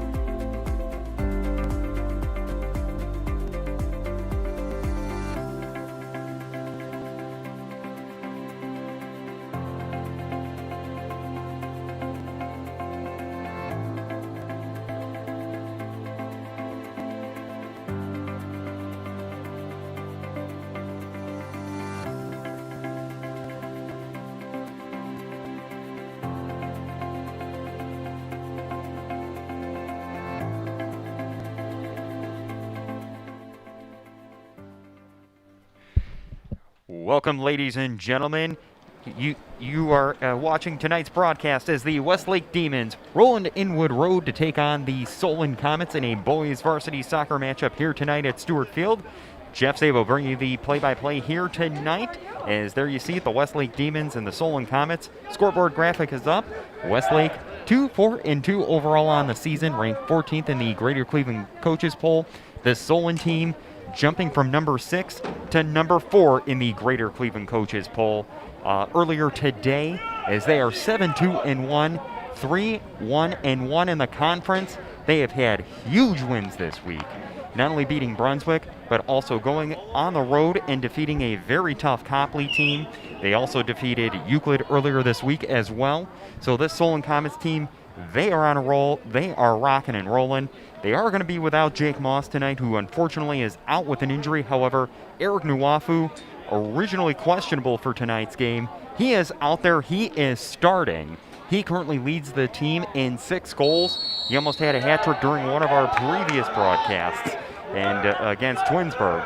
So we are definitely happy to see him back out there. And now the Comets getting possession right here. Since 2013, they have beaten this Westlake Demons team 5 times. Since 2013, as the Comets trying to go for a shot right there, blocked in front by the Demons defense. As that one is going to go out of bounds and hold on. It looks like we are stopping the clock, as it looks like there may have been an issue. It looks like the official talking with the Solon defenders over at midfield about something, and I think they are trying to get the time correct.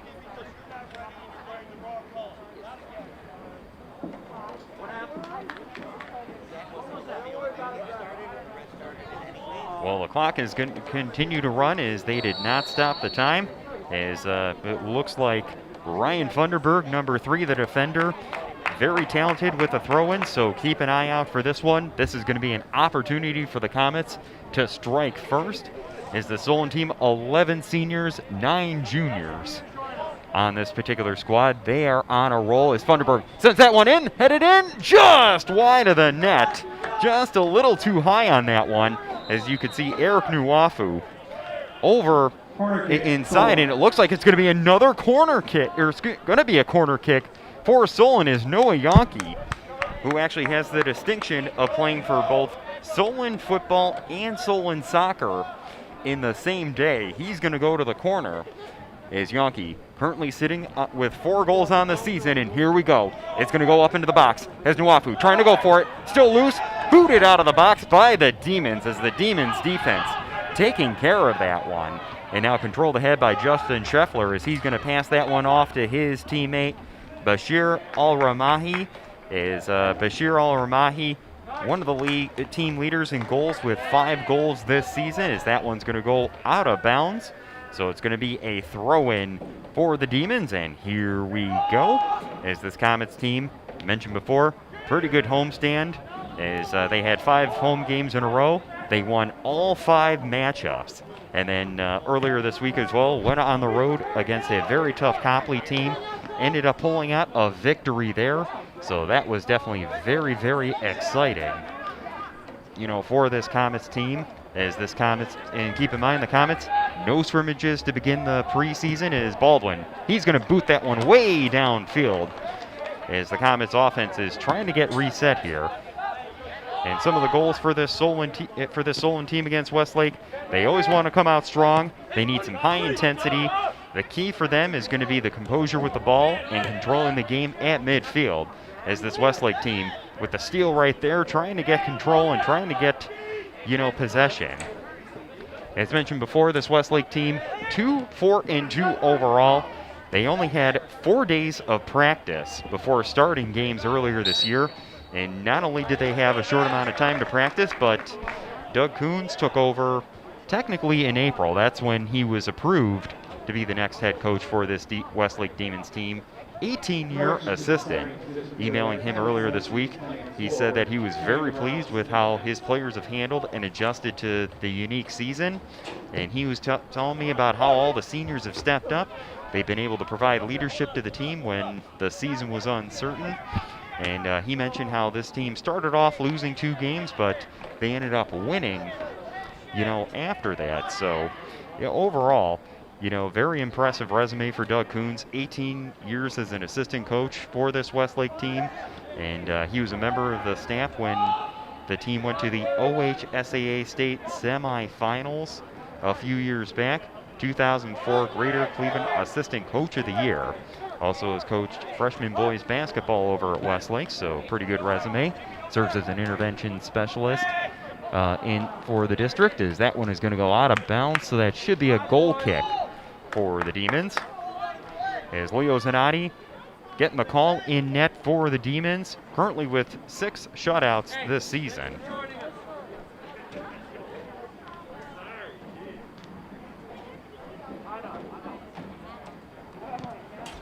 As this one's going to go way down deep, and finally Solon is going to get control of that one. As this is going to be a now fight for possession. A couple players tripped up, but Thunderbird, he's going to take this one. He's going to boot that one over to the corner, as you're going to see Nuafu fighting for possession over near the sideline. Now back off over to Thunderbird. Thunderbird trying to get that one in, and could be a mistake right there, as they're going to call a corner kick for the Comets. As had the Demons let that one go, it would have been a goal kick. However, now Solon is going to get an opportunity to get on the scoreboard.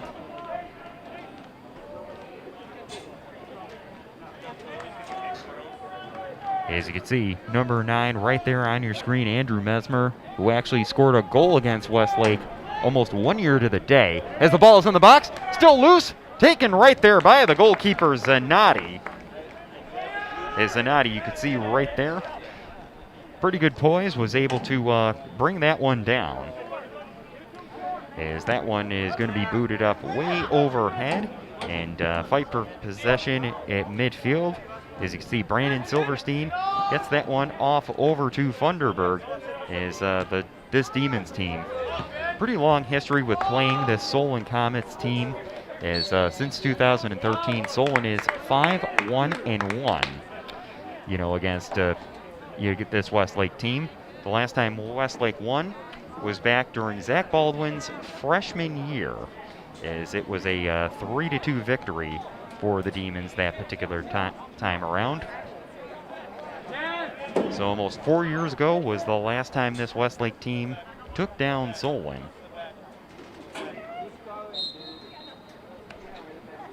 As this one's going to be booted off over into the box. Good save right there by the goalkeeper, Zanotti. As that one is going to be pushed up over ahead, as this Demons team, not a whole lot of time to work in the off-season. Some of the challenges they had was being able to evaluate players without a preseason. It took 4 weeks to get a feel of how their players were going to fit into the system. And as mentioned before, they literally only had 4 practices before starting games. But they did have a very experienced assistant coach, Doug Coons, taking over as head coach in April of this year, as Nuafu, with some speed and some size, flits through the defenders, sets that one up over in front. Goal! Comets! Noah Yonke getting his 5th goal of the season, and the Comets are up 1-0 inside the 32nd minute.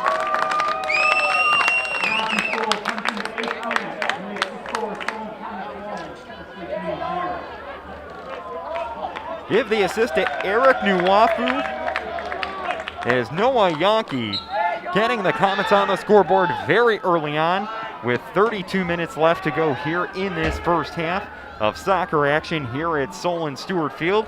Jeff Sabo bringing the play-by-play here on what is actually kind of what temperature-wise, it's pretty nice sitting out here at Stewart Field, but some clouds rolling in.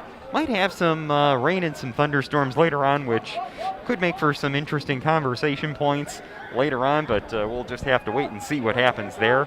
But Noah Yonke getting his 5th goal of the season, puts the Comets up 1-0, as Nuafu over inside the box, trying to pass that one along, and the Comets trying to get some momentum right there, stolen away by the defender, Schreffler. And then we're going to have a foul call right there, so it's going to be a Demons restart.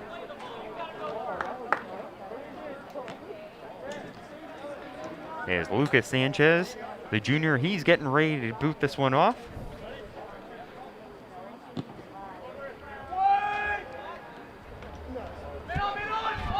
As the Comets get that one away from their goalkeeper, Zach Baldwin, as Baldwin has been pretty impressive, as Baldwin and teammate Noah Yonke have the distinction of playing for both Solon soccer and Solon football on the same day, as that occurred almost 1 year ago, where they actually played a soccer game against University School in Hunting Valley, and then Solon Comets football happened to be on the road against Shaker Heights.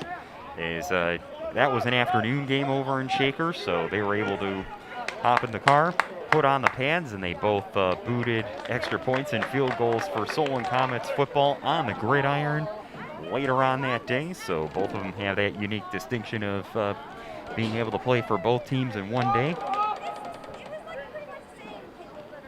Is Zanati, the goalkeeper, who's had some pretty good saves so far.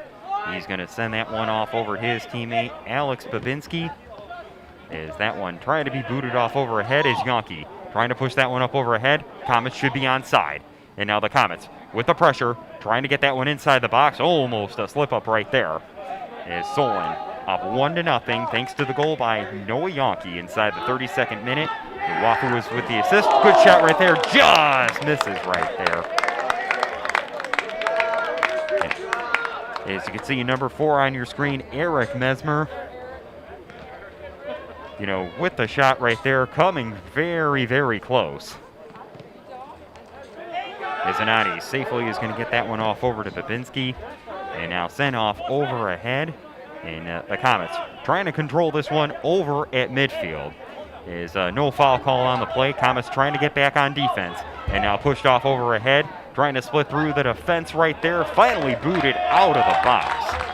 And some pressure was being put on by Bashir Al-Rahami, as he was trying to get some pressure on the Comets defense right there. As Ryan Funderburg with the throw in right here for the Comets. Definitely want to give a shout out to his family, who actually live in the same development as my parents do. They also have a dog named Baker, so want to say hello to the dog as well. So hi Baker, hope you're watching with the family as well. As this Comets team off to a 1-0 start. Mentioned that they had some pretty big wins earlier this week, one of which was a huge victory over the Brunswick Blue Devils. Then they ended up going down to Copley for a 2-0 victory. As there were a lot of yellow cards issued in that one, about 8, as the official was pretty busy in that one, and you could probably say he was calling that one pretty tightly. So this Comets team, mentioned before, 7-2-1. They had a 13-6-1 record one season ago. 59 goals scored. That was the most that they had scored since 2006. As they are definitely very familiar with this Westlake team. As mentioned before, almost 1 year ago to the day, October 12th, 2019, non-conference matchup. 1-0 win for the Comets, where Andrew Mesmer had the goal, and deja vu again, Eric Nwafu had the assist. As we're going to have a foul over near midfield, so it's going to be a restart for the Demons, as Justin Schreffler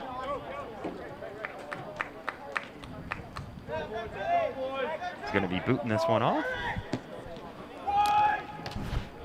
As the ball inside the box, and the Comets trying to clear that one, and finally they get that one stolen away. As this Demons team looks like they're going to get another opportunity right here. As the Comets called for the foul right there, so it is going to be a Demons restart. This Westlake team, 6-8-3 overall one season ago, 5-3-2 in the league. 2018, kind of a rough year for them, 4-7-4, but 2017, 10-3-11 overall. Is this going to be a free kick right here for the Demons? And here we go. And that one booted down deep into the box. Save right there by the goalkeeper, Zach Baldwin. As Baldwin had a shutout against Copley earlier this week, coming up with the key save. And keep in mind, Baldwin actually does have a goal against Olmsted Falls, and that was actually off of a penalty kick when Eric Nwafu was taken down inside the box. Baldwin was able to come in and take the penalty kick, and before you know it, it was in the back of the net, and the Comets were able to win that game 4-1, as that was definitely a very impressive win against the Olmsted Falls Bulldogs. As the Comets were trying to look for their first shutout of the season, but gave up a goal in the second half. However, the Comets have been able to shut other teams out this season, so the goalkeeper and Coach Greenhill, when talking about the goalkeeping, he just mentioned that it always helps as a coach to have an experienced goalkeeper back there, just so that when you have a younger team or somebody makes a mistake, you definitely know that the goalkeeper can step up and take care of things. So that definitely an interesting tidbit that he mentioned to me in an email. And that he always says that he wants this team to come out strong, and he definitely wants this team to have some high intensity, and he wants his team to keep the composure on the ball and control the game at midfield. As the Comets now going to their bench, Nick Satari, 3 goals on the season, he's going to check in. And for those of you watching at home, definitely some different changes, here at Solon Stewart Field this season due to COVID. Normally the teams are on both sides, or on one side of the sidelines, where you have the one bench occupied on the far left, and then the home bench is over on the far right. Well, this year it is different. I'll talk more about that in just a second. As Nuwafu trying to set that one up over in front, just misses right there. Well, this particular season, you're going to have the visiting team on what's normally the visiting bench for football, and then the home team is on the bench for what is normally the Solon home bench for football. It's Tyler Pollock. He's going to check into the game.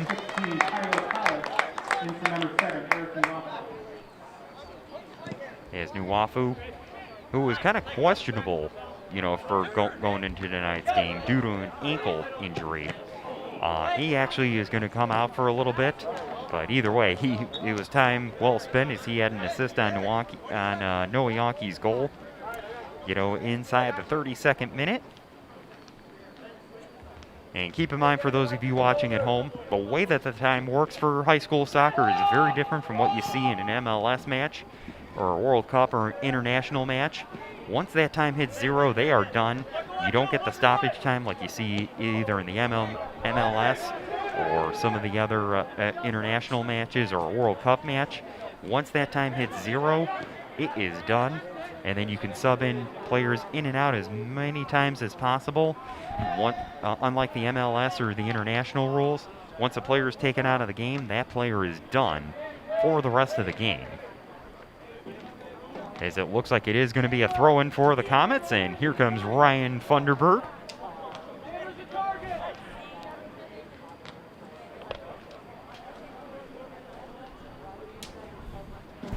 Keep in mind, Funderburg, definitely very exciting when he does these throw-ins, and here we go. That one's going to be thrown down deep into the box and right into the hands of Leo Zanotti. So Zanotti right in good position right there, taking away the scoring opportunity for the Comets. As we're coming to about 23 minutes left to go here in this first half. As mentioned before, this Comets team, huge win over Euclid earlier this week, 8-0, as the Demons trying to put some pressure on as the ball in front of the box. Now trying to reset the offense right here is Schreffler, trying to split through the defenders. Gets pushed a little bit, but the referee says play on. And now pushed all over ahead is this Demons team, trying to get some pressure in front of the box. The Solon defense trying to stay set up, and now they're looking to try and get that one out of there. Is it still going to be a loose ball? Comets trying to clear, and now it looks like they're going to be able to do so, as that one is going to go way high up into the air. And then the Comets trying to control over at midfield. That was going to be a key to this game for them, was being able to control everything over at midfield. As this Comets team, a huge win over Brunswick, 4-2 victory, as Noah Yonke was the man of the match. Eric Nuwafu, 2 goals. Kellen Zielinski and Jake Moss both had 1 goal each. Unfortunately, Moss is out tonight due to an injury sustained against Copley. So they're going to be without him tonight, as the Demons trying to push this one over ahead. Solon defense getting tested very early on here, as there's about 21 minutes left to go, and the Comets trying to push that one up over ahead as Noah Yonke trying to push that one off over. He's going to get the shot on goal just wide of the net. And it's going to be a goal kick for the Demons.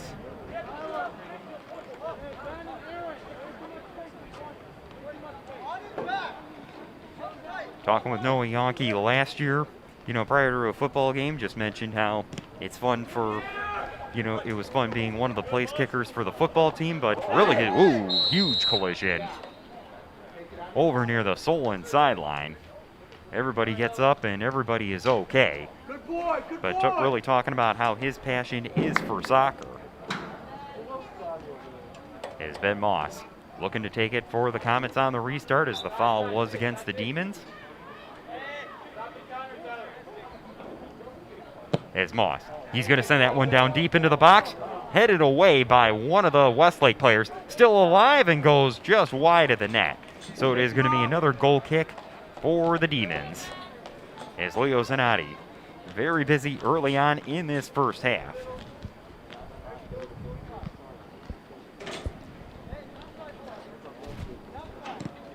As he's going to send that one down deep over at midfield. Fight for possession right there. As the Comets trying to add to their lead, trying to put some pressure on the goalkeeper Zanotti. As you can see, Funderburg trying to steal the ball away as this Comets team. One of the things that they really wanted to try and do was control the midfield at this one. And Noah Yonke, who is getting some looks at some Division III schools, trying to push that one off over ahead to his teammate Nick Statari. As Statari mentioned before, 3 goals on the season. And it looks like it is going to be a Demons restart. As this Westlake team back in 2015, 15, 2-3 overall. 2016, 11, 7-4 overall. 2017, 10, 3, and 11 overall. As that one booted off over ahead, and Baldwin's not going to have to go, well, he's going to have to go far to get that one, but definitely no pressure on him indeed.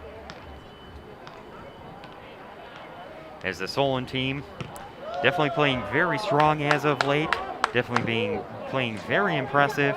Keep in mind they did not have any scrimmages, and they had very limited practice time and very limited contact period as they had both phases 1 and 2, which was no contact at all. You know, before they started practices and before they started games on September 15th.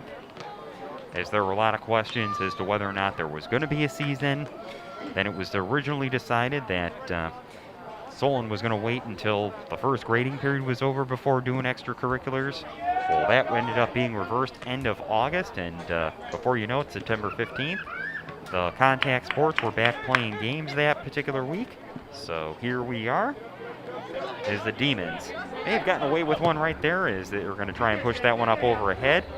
And now being pursued right there by one of the Demons players, Sam Salem, as they try to center that one, is Funderburg. Right there, he's going to boot that one off over ahead. Stolen away by the Demons as Schreffler trying to split through the defenders right there. As Solon up 1-0, but not starting off as strong as they normally do. As here comes Noah Yonke. He's going to try and push that one up over ahead to Silverstein, as Silverstein over near the edge of the box, trying to get past through the defender, and it looks like it is going to be Comets possession, as they are going to wait for Ryan Funderburg to come on over and throw this one in. This is where the Comets get a lot of scoring opportunities, so here we go.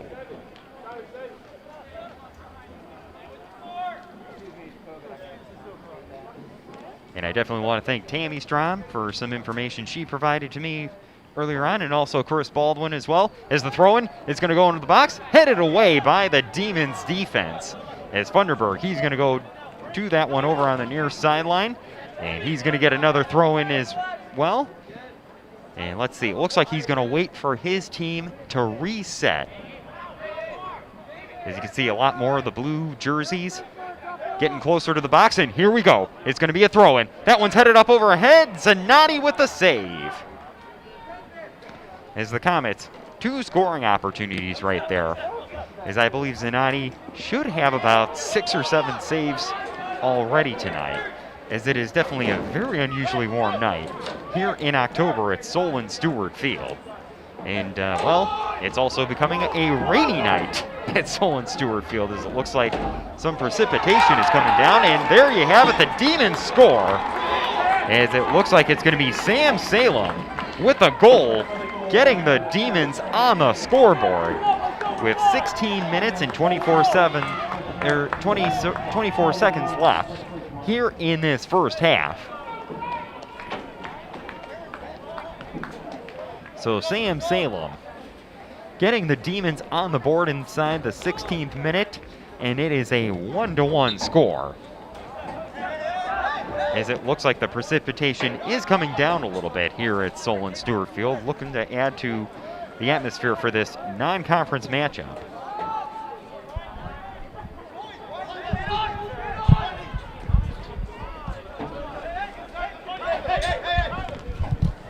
Is the Comets getting outplayed a little bit right here over on their end of the field, and now it looks like the Demons trying to take possession right there, as this is really an opportunity for them to get back into this one, and Baldwin's coming out for the save right there.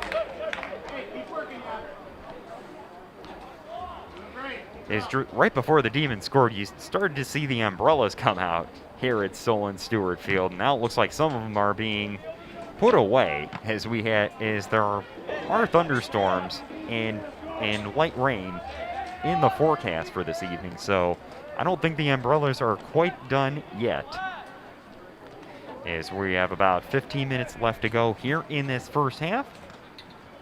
I'm Jeff Sabo, bringing the play-by-play here on Solon Educational Television. We definitely want to thank all those listening online at home tonight on a beautiful, well, temperature-wise, it's beautiful, night here at Solon Stewart Field. Is that one pushed over ahead? Demons with the pressure right here. Is now that one booted forward by the Comets over at midfield, and here we go. And for those of you watching at home, yes, the games can end in a tie.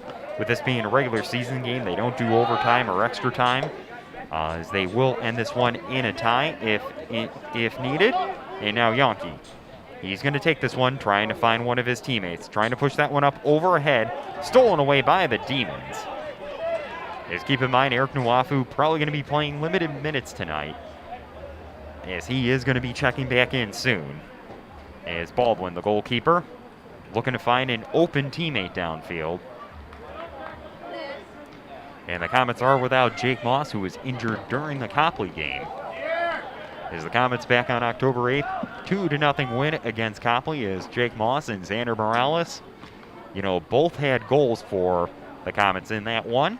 And then they had an 8-0 win over Euclid earlier in the week. As Nwafu, 2 goals, Nick Satari, 2 goals as well. Jake Moss and Xander Morales, 1 goal each. And now Eric Nwafu, he's going to check back in, for the Comets, as this is definitely going to help them out quite a bit.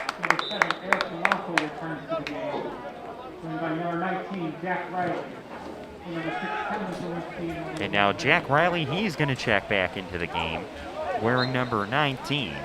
So the Comets with an opportunity right here, as the rain is starting to come down once again.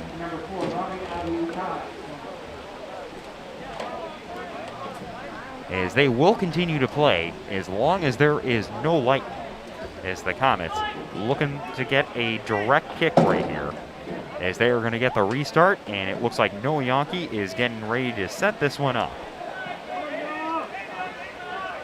As Noah Yonke, wearing number 10, had a goal earlier tonight inside the 32nd minute, and just once everybody is set, here we go.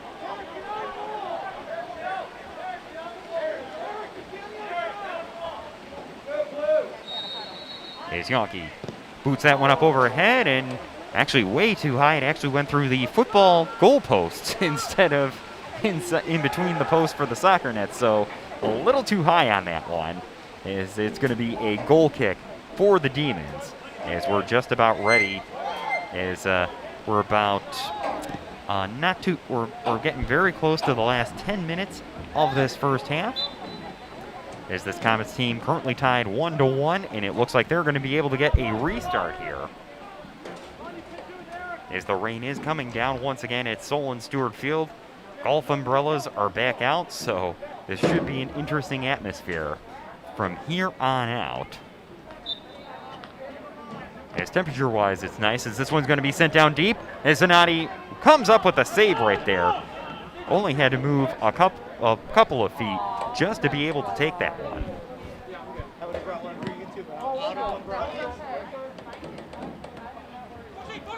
As that one sent it over to midfield, and here come the Comets. They're trying to push that one up overhead as Eric Nuafu. Mentioned before, back in the game, left foots that one, just misses on that one. As Eric Nuafu, he was named one of the team captains, along with Andrew Mesmer and Zach Baldwin earlier this week, so congratulations to him. And now checking back into the game is Andrew Mesmer, as Mesmer, 1 goal on the season. He actually had a goal against Westlake 1 season ago, and then had 8 goals total, 1 during the 2019 season, where this particular Solon team had the most wins since 2006. And Coach Greenhill talking about that leadership and experience, talking about how his team is having that experience with being able to win, especially the district title last season. They understand what it takes to win and being able to push forward. And he really has mentioned many times how he wants to build a winning culture here. He wants this program to be known as one of the elite in Northeast Ohio. As it's very impressive, as when I first met him, he always had all these plans, and it's going to be a split through the defenders, and here we go. Shot on net. Goal! Comets! They regain the lead. Andrew Mesmer coming with the last 10 minutes of this first half. The Comets regain the lead thanks to a goal by Andrew Mesmer. As mentioned before, Mesmer scored against this Westlake team 1 season ago. Deja vu again. So the Comets up 2-1 here in the first half. Thanks to Andrew Mesmer, as Noe Yankee had the goal earlier tonight, for those of you tuning in a little bit late. And it is Brandon Silverstein. He's going to check back into the game.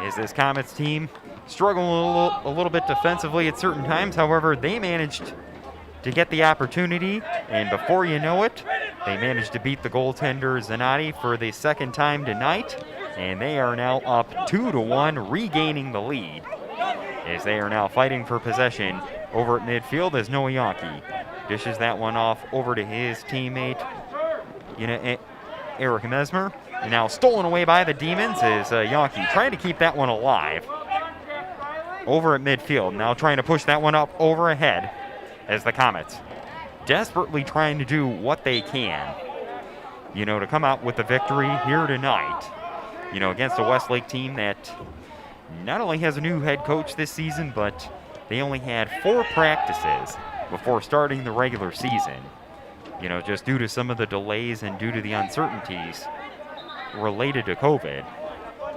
And now the Comets going to another substitution once again. Mark Groff coming in off the bench, the junior defender.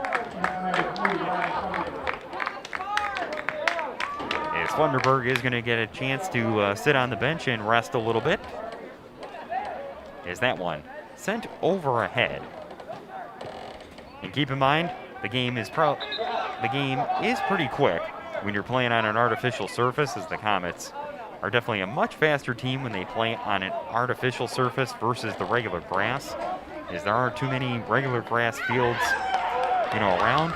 As at one point the Comets did play on a grass field, not only here inside Solon Stewart Field, but for a long period of time, they actually played their home games across the street at the Solon Park, where they actually took out some of the outfield fences and made a soccer field for both the boys and girls varsity clubs there. And it wasn't until 2004 that you had soccer on artificial turf here inside Solon Stewart Field, way wide of the net.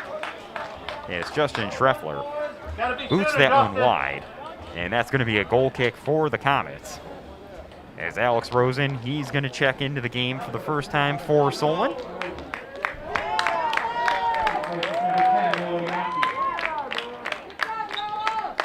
Noe Yankee, he's going to be able to take a seat on the bench a little bit. 5 goals on the season. As that one is going to be pushed over ahead, and it looks like Zanotti, the goalkeeper, he's just going to take this one. Is Zanotti, the sophomore goaltender, he's going to boot that one up over ahead, and still fighting for possession is the Comets. Trying to get something going right here, trying to get some momentum. As it looks like it has been raining on and off here inside Solon Stewart Field. Is there a call for that in the forecast? Is Nuafu chasing the ball into the corner. That one is going to go out of bounds. And it's going to be another goal kick for the Demons.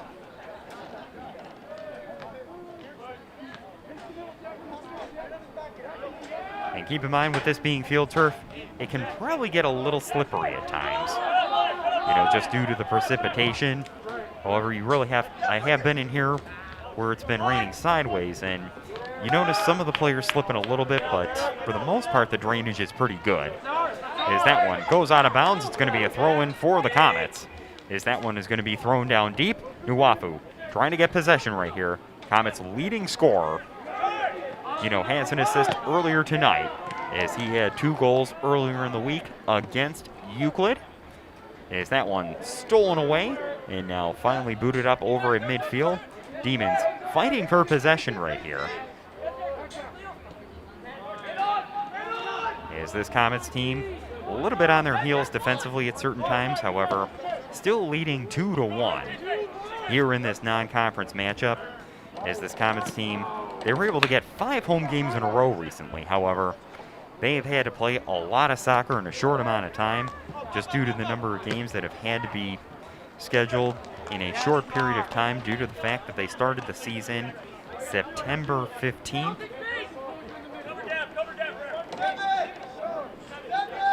As we're approaching the last 5 minutes here in the first half, we definitely want to thank all those watching online here at Solon Educational Television. We definitely want to thank all our viewers being able to watch us live, as this is the first season that we've actually been able to do live sports for Solon Educational Television, as it's normally been on tape delay. As Nuafu taken down, one of the foul call right there, wasn't going to get one, as the referee has them play on, and it's going to be an opportunity for the Comets in front of the box, stolen away in a fight for possession. As you can see, Alex Babinski, one of the captains for this Demons team, fighting to get possession right there. And there you have it. It goes out of bounds, and the Demons are going to get a throw-in. As the ball taken over near midfield is the Demons looking to tie this one up. As Sam Salem, with about 16 minutes left to go, he ended up getting the Demons on the scoreboard, but not too long after that, 6 minutes later, Andrew Mesmer put the Comets back up ahead as Silverstein over near midfield gets that one off over to Riley. Riley pushing that one off over ahead. And it looks like Zanotti, the goalkeeper, is just going to take this one. As we are getting very close to the half, as there have been certain times where the Solon Marching Band has actually played at halftime for the soccer games. As keep in mind, the Solon football team has been on the road for a good majority of their games this year, and by rule you can't bring the marching band, so they've been able to get a lot of opportunities to be here at Stewart Field during the soccer games. So halftime on the soccer pitch, and it's a loose ball over in front, still loose, but just high right there, as the Comets, with an opportunity right there, could not capitalize. As you can see, Silverstein, he was in on that one, trying to get things going. Is Zanotti, the goalkeeper. Not much on that pass over to his defender. Is the Comets trying to put some pressure on. Trying to get another scoring opportunity before this half is over.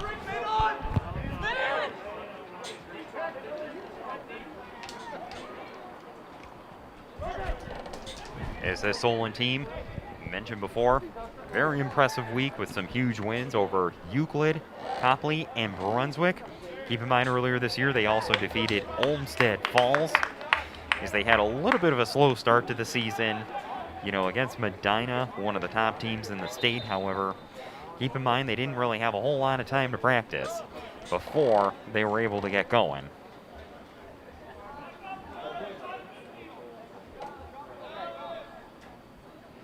And Coach Greenhill talking about no practices or no scrimmages before the season started, and he was just saying you really get more of that experience once you're able to have some scrimmages, and once you're getting that game day experience.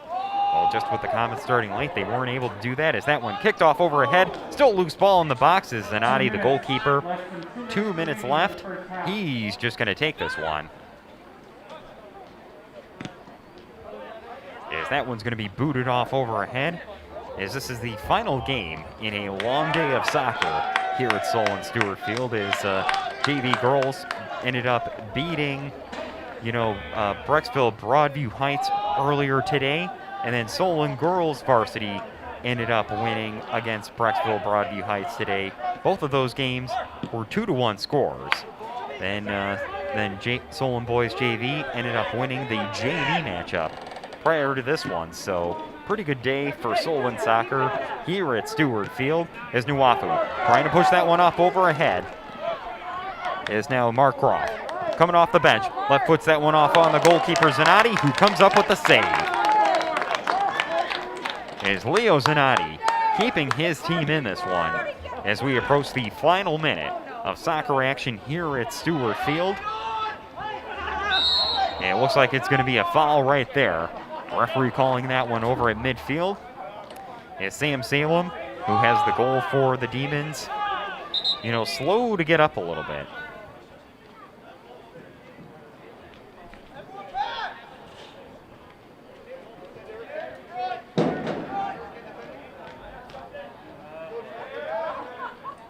Is the Demons with an opportunity right here, as you can see Justin Schreffler, the sophomore, on the restart right here. And it's going to be an opportunity for this Demons team to be able to go ahead, and good save right there by Zach Baldwin. Baldwin diving to get the save right there, saves the goal. Is Baldwin coming up with a key save. This is a 2-1 game. As you can see, number 9, Andrew Mesmer, very aggressive right there. He actually slipped on the track, as I've seen that happen before. We're coming off the turf and then coming onto the track. That happens quite a bit as the Demons trying to push that one up overhead. Less than 10 seconds to go. And now it's going to be a quick shot on goal. Salem trying to find his teammate over on the other side. That one goes out of bounds, but that's all she's going to write for the first half. Your score, the Solon Comets 2, the Westlake Demons 1. We'll be back with second half action here on SETV.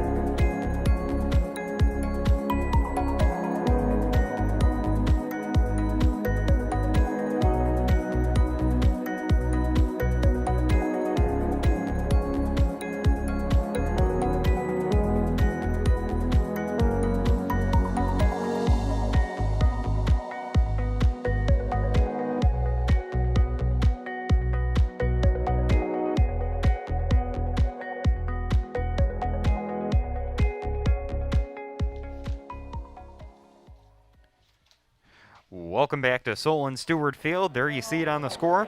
Solon boys soccer up 2-1 over the Westlake Demons. Jeff Sabo bringing the play-by-play here as the Comets got on the board within the 32nd minute thanks to a goal by Noe Yonke. Eric Nwafu had the assist on that one.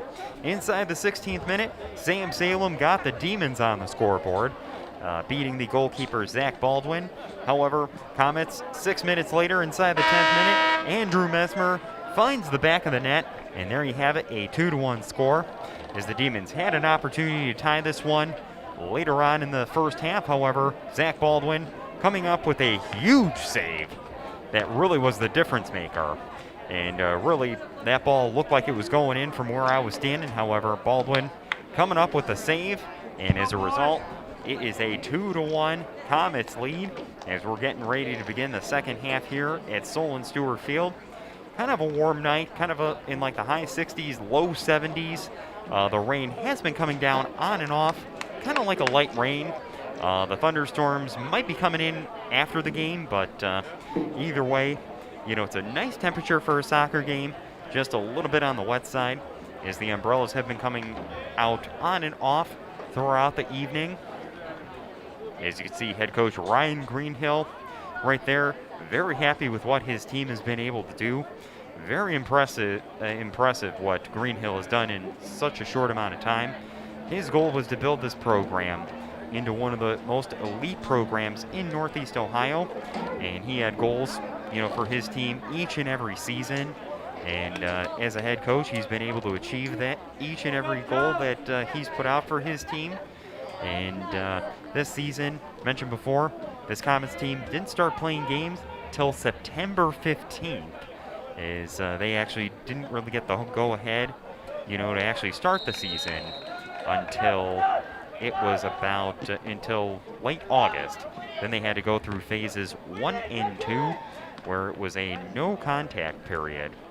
And then they were not allowed to have scrimmages, so as a result, Comets kind of had to get things going on a whim. But Coach Greenhill, in some earlier emails to me, talked about the experience, how the experience and leadership has helped his team prepare for the shortened season. He mentioned they've had no preseason, but the experience that this group was starting the show very competitively each and every week is the Demons kind of on their heels a little bit right here as they were trying to push that one up ahead as the Comets up 2-1 as they definitely had some good scoring opportunities in the first half. They were just not able to capitalize on each and every one of them as the Demons put some pressure on the goalkeeper, Baldwin, at certain times as Baldwin, way out of his net, finally boots that one away. Coming dangerously way out of the net, however. Experienced goalkeeper right there has been playing in net for this Comets team since his freshman year. Has drawn some interest from Penn State and also Dayton. I want to thank his dad, Chris Baldwin, for all the information ahead of time, and also thank Tammy Strom for not only letting me call the game, but also some of the information she provided as well. As the Comets with an opportunity up overhead. Silverstein inside the box. That one is booted away by the defender, Lucas Sanchez. And then the Comets look like it looks like it's going to be a throw-in for them, as they're going to wait for Ryan Funderburg to come on over to throw this one in.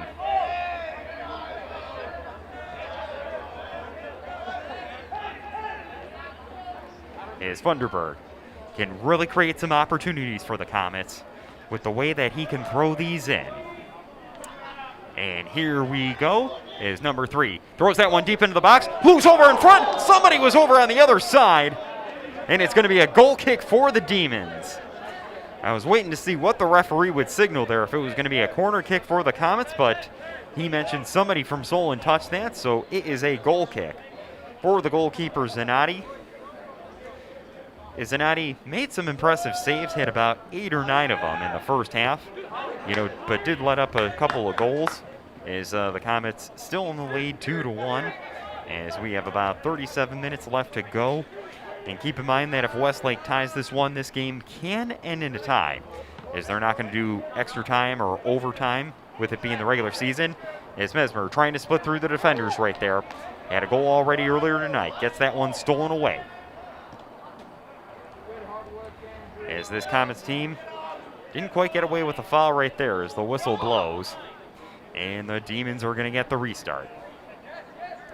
As the Demons having some challenges of their own, only had 4 practices before starting the regular season. However, they have a very experienced coach in Doug Coons, 18 years as an assistant, was actually in 2004 won the Greater Cleveland Assistant Coach of the Year. And he's actually a 4-year letter winner and 2-time captain for this Demons team, as a student. And then he was actually a 4-year starter over at Denison for the Big Red. Economics degree, master's in special ed from Cleveland State, and works as an intervention specialist within Westlake. So when Westlake needed a new coach, they didn't have to look too far, as Coons was hired in back in April of 2020, yes, earlier this year.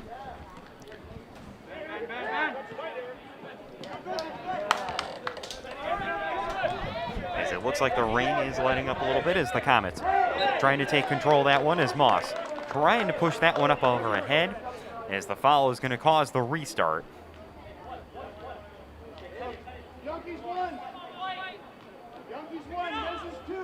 As the Comets trying to discuss a little bit of strategy right here. Trying to take control of this game, as you're going to see Yonke coming in on the screen right there, number 10. 5 goals on the night, and it looks like he's just going to let his teammate, Mesmer, take this one, as that one's going to be blocked away. As that one way wide of the net is Silverstein trying to get the scoring opportunity right there. Way wide of the net, so it's going to be a goal kick for the Demons. And now the Comets trying to control this one over at midfield, as that was going to be one of the keys to this particular game. As the Comets, keep in mind they've played a lot of soccer in a short amount of time. As when you think about it, they had 3 games earlier this week, then another game here tonight. That is definitely a lot of games in a short amount of time, as they had to play Euclid, they had to play Brunswick, they had to go on the road to play Copley. They were able to get 5 home games in a row, but that is definitely a lot of games to play in a short amount of time.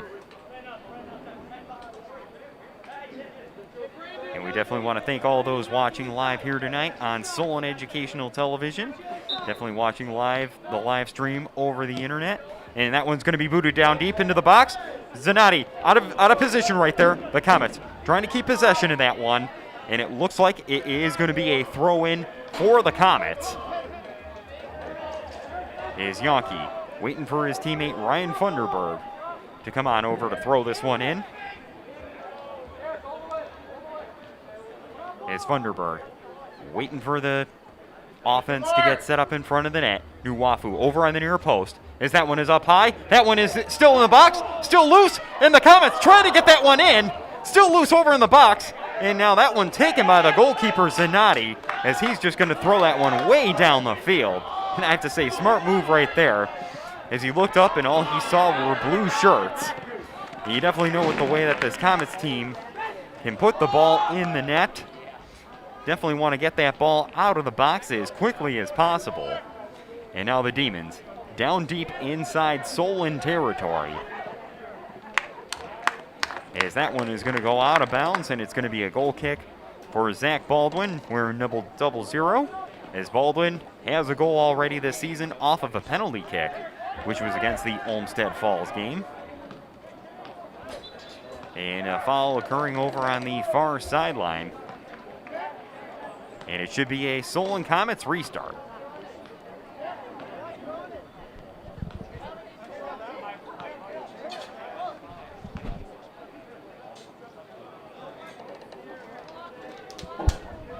It's Funderburg waiting for Baldwin, the goalkeeper, to help kind of restart this one.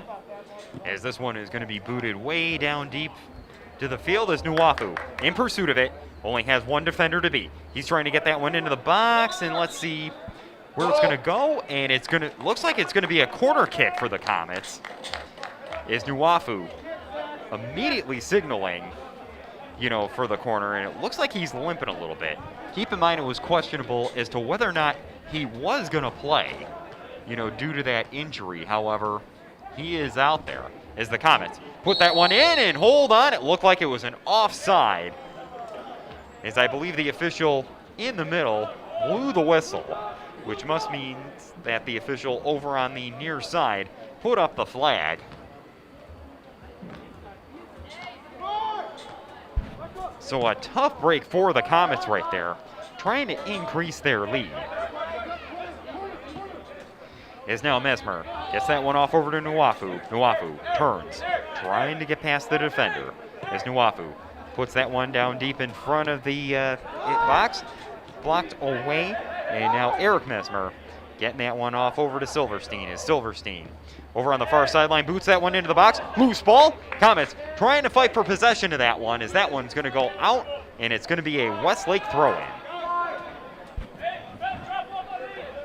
So the Comets definitely trying to get some momentum right here. They've not been able to capitalize on as many opportunities as they have in some other games, but still keeping the ball out of their own zone or off the other side of the field. Is that one booted downfield? Is that one's going to be headed over into the box? Nuafu trying to keep that one alive. Does he? No, he does not. Ooh, dangerous right there, as he almost ran into the legs of the scoreboard. They are padded, but that's still going to hurt.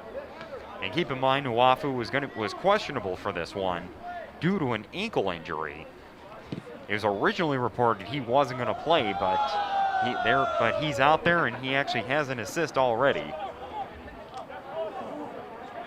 as he was named the man of the match against Olmsted Falls, as that one is booted down deep inside Olmsted Falls territory. Is Yankee fighting for this one, trying to get past the defender, as he's trying to get past Sam Falcone, and that one down off over to the other side is Anna Morales with his teammate trying to fight for possession right there. Ball over in front of the box is Nuafu trying to fight for possession as the Westlake defender trying to boot that one overhead is Jimmy Locks.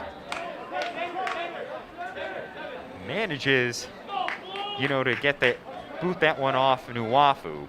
So it goes out of bounds, and it's going to be a Westlake throw-in. Is that one pushed over and headed in front of the box? Comets trying to put some pressure on the goalkeeper Zanatti, and he's going to come down with that one. Get him up!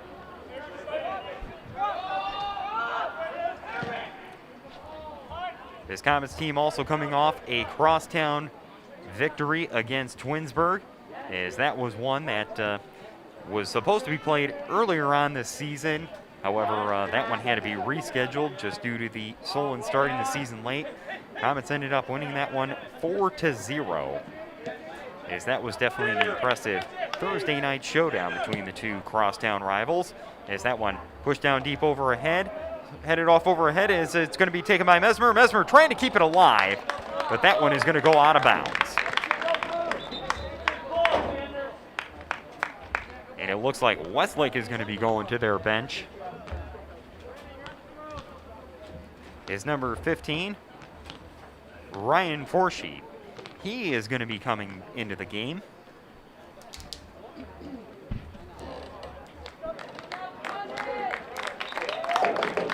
Keep in mind, for those of you watching at home, the Westlake bench is directly on the opposite side from where I'm at, as Solon is normally on what is the home side for football, and then Westlake is on what is normally the visitor sideline for football.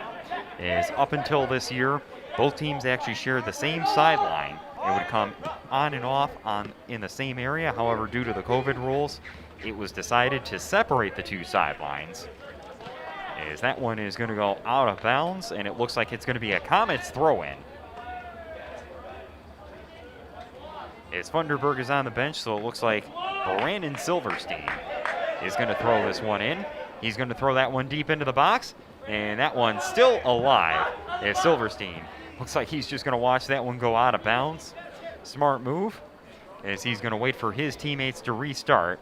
And here it goes. It's going to be down deep into the box. And now Westlake trying to get that one out of there. Zanatti, the goaltender, gets that one ahead. Now that one's going to be booted. Just misses the net right there, as Ben Moss trying to get, the Demons defense off guard, as Zanatti way out of the net. I think he got lucky on that one, as that one could have been costly, and it could have been a 2-goal lead instead of a 2-1 lead for the Comets as Yankee. He's going to push that one up over ahead. Off over to Riley is Riley. Now boots that one up over in front and trying to find his teammate right there, Mesmer. But it looks like it was going to be a Solon offside as the official over on the near side waving the flag. As for those of you watching at home, for a varsity matchup, you're going to get the referee in the middle calling the fouls and issuing the yellow cards and hopefully not too many red cards throughout the evening. And that referee usually keeps the time as well. And then you're going to have 2 officials over on the sidelines watching things. As that one booted off over and head, blocked away by the Solon defense. As the Demons trying to get something going right here. They've had trouble getting some momentum on and off. As that one booted off over to midfield is Nuafu.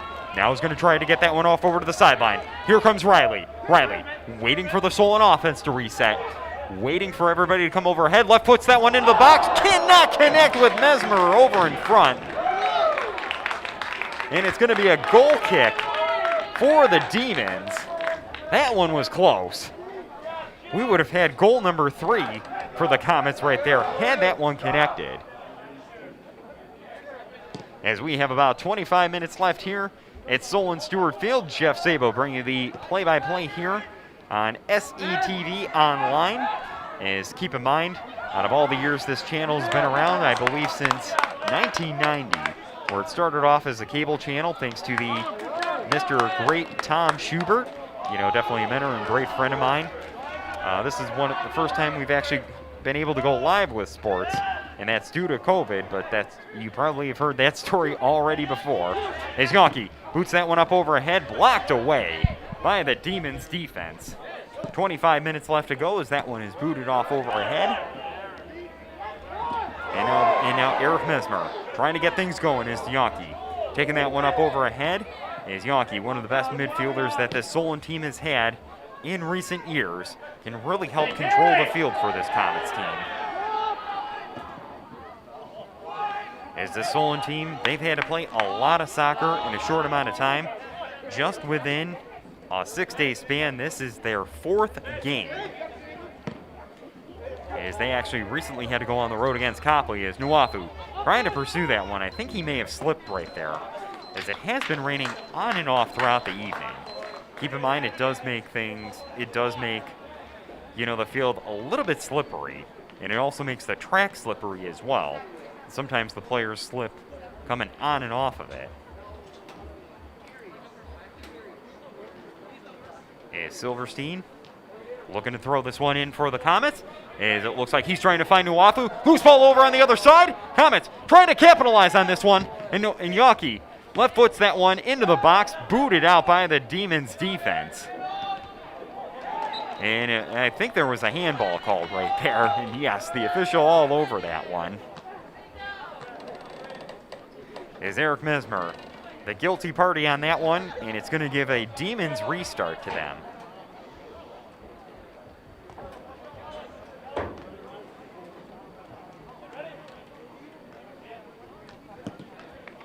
As this Demons team trying to tie this one up, they had an opportunity late in the first half, but a great save by the goalkeeper, Zach Baldwin. Kept this one a 2-1 lead is Baldwin, who didn't record a shutout until about 4 or 5 games into the season. Has been pretty impressive so far tonight. Is that one booted off overhead is Nuafu trying to reset right there, as he was the leading scorer for this team as a sophomore. Currently sitting with 6 goals on the season. Is that one booted off overhead, stolen away by the Demons defense. Is Yankee trying to control this one. Gets that one off over to the near sideline is Morales. Trying to get that one off over the middle, taken away. Now Morales trying to wait for this team to get set up on offense. Gets that one off over to Riley. Now that one's left-footed off over into the box is Zanotti. Loose ball over in front. Nuafu was right there. As Zanotti has been out of position a couple of times here in this half, but the Comets have not been able to make him pay. And it looks like the card is coming out A yellow card issued to the Comets right there. Yellow card issued to Comets number 15, Aaron Kaiser. And due to Aaron Kaiser getting the yellow card right there, he has to, by rule, he has to come off the field and onto the bench. Tyler Pollock is going to come back in. And if you receive a yellow card, you have to leave the field. I've seen that happen in many soccer matches, not only last year, but also this year as well. And I guess against the game against Copley, the center official pulled 8 yellow cards, as the Comets had 5 yellows, with assistant coach Richie Webb earning one off the bench in a game that, from what I understand, wasn't very overly physical. As there were a lot of questions as to what was really going on with the officiating in that particular contest. And now Mesmer trying to split through the defenders right there. Has Nuwafu with him. The defense finally boots that one off over ahead as Schreffler, who's been a pretty good defender tonight. And now Solon called for the foul right there as Schreffler taken down to the turf as we're approaching the last 21 minutes of the second half.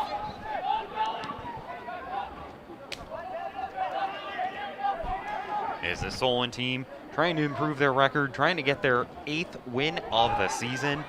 And the Demons with an opportunity right there, way wide on that one. Is that one.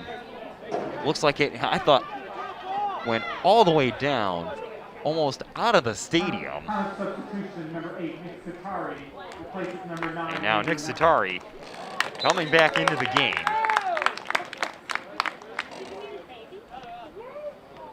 And it looks like Andrew Mesmer, with a goal earlier tonight, he's going to take a seat. And now Baldwin, he's going to push that one off over ahead. As this Comets team trying to close this one out, as Nuwafu gets that one off over to Yonke, and Yonke over on the near sideline, trying to push that one off over ahead. Boots that one over in front, tries to find his teammate, nobody there, loose ball, and it looks like it should be a goal kick for the Demons. As we're almost halfway through this second half, Jeff Sabo bringing the play-by-play here on Solon Educational Television. As we definitely want to thank you guys for tuning in for the live stream, not only for this one, but also for the JV matchup and also the girls matchups against Brecksville Broadview Heights earlier today. Hold on, the official is going to stop play right here for a brief moment.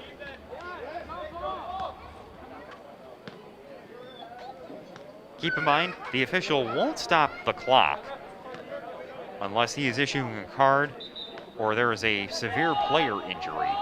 And if, for those of you watching at home, the official in the center will almost raise his arms like an X. You know, if he's going to have to stop play, you know, stop the clock for whatever reason.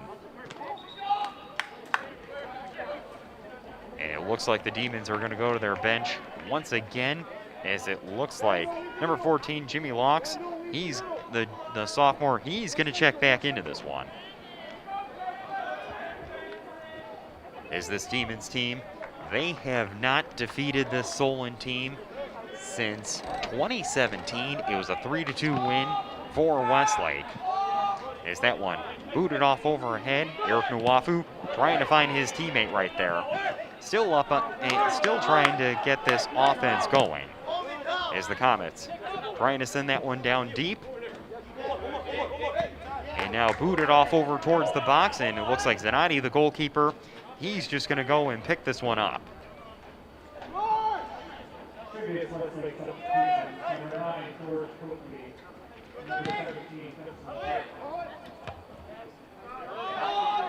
And now the Comets with an opportunity right here is Yonke. Over at midfield, he's going to boot that one off over ahead. Just missed right there. That one was close, as it's going to be a goal kick for the Demons. Is the Comets taking a chance right there, and why not? In a game like this, you're up 2-1, trying to get your 8th win of the season. Is Nuwafu trying to keep that one and hold on. I think the referee stopped the clock right there. Oh my goodness, Nuwafu's going to get a yellow card, so he has to go off. And Greenhill looking to go to his bench. And it looks like Andrew Mesmer is going to check back in. As by rule, Nuafu has to come off due to the fact he earned a yellow card, as he's now discussing it with his coach, Ryan Greenhill. As Nuafu did make some contact right there. As soon as it happened, I kept watching to see if indeed the referee was going to be reaching for the card, and sure enough, he was. And Yonke trying to go for that one. Good save right there by the goalkeeper, Zanotti. However, it is going to result in a goal kick, as you're going to see Yonke going to the corner right there for the Comets. He's going to try and set this one up to give the Comets a 3-1 lead, as he's waiting for the offense to set. As the Comets, 2 over in front of the net. And here we go. Loose ball in front. Zanotti comes up with the save right there. I don't know how he came up with that one, as I thought that one was going in for sure. But he came up with the save, and that is going to be big for the Demons right there.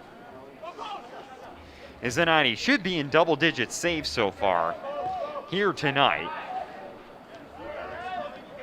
as he has definitely been impressive so far.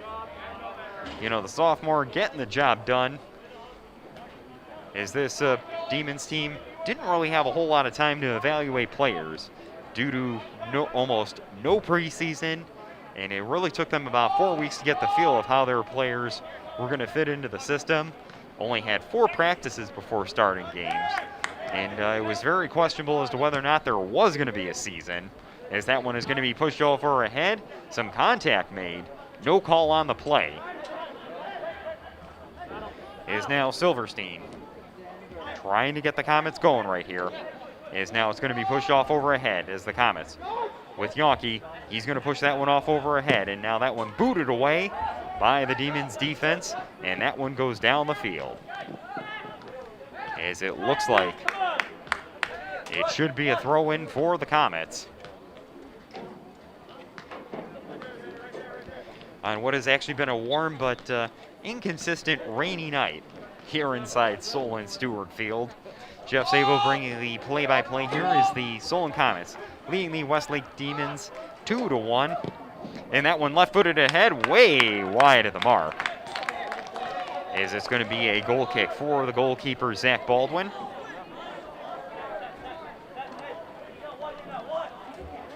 Definitely want to thank Chris Baldwin for all of his help with the research beforehand. As his son, Zach, getting ready to boot this one out. And here we go. As the Comets trying to preserve this lead right here. They only have about 15 minutes left to go.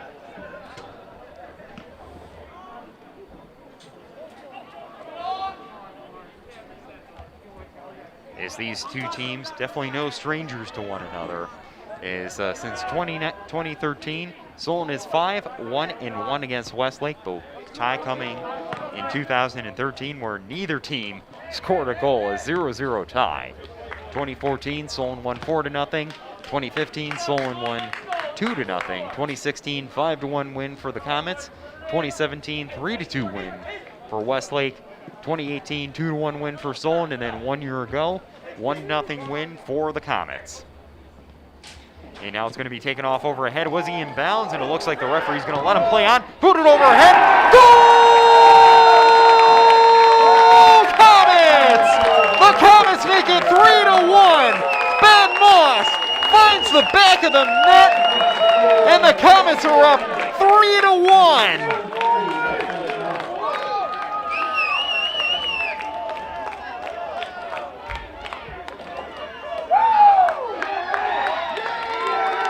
Ben Moss getting the insurance goal for the Comets inside the 14th minute, and Solon leads 3-1. And the Comets, they have been looking for that third goal all half, and there you have it. They get it to the back of the net, and now it's going to be another opportunity over in front. And now the Comets with the ball in the box, that one's going to go out of bounds. And it's going to be a corner kick for the Comets, as some of the Demons players were signaling goal kick, but the official had something else to say about that. As the Comets with an opportunity right here for a corner kick. Is it going to be Silverstein going over to the corner, waiting for everything to be set up? As we're going to have a couple of blue shirts over near the net. And now the Comets looking to try something right here, as that one is going to be booted off over to Yonke. Yonke over near the edge of the box. Goes by the defender. Quick shot right there. Saved by Zanotti. As Zanotti mentioned before, a couple of key saves, but has given up 3 goals. And hold on, foul called right there. With about 13 minutes left to go.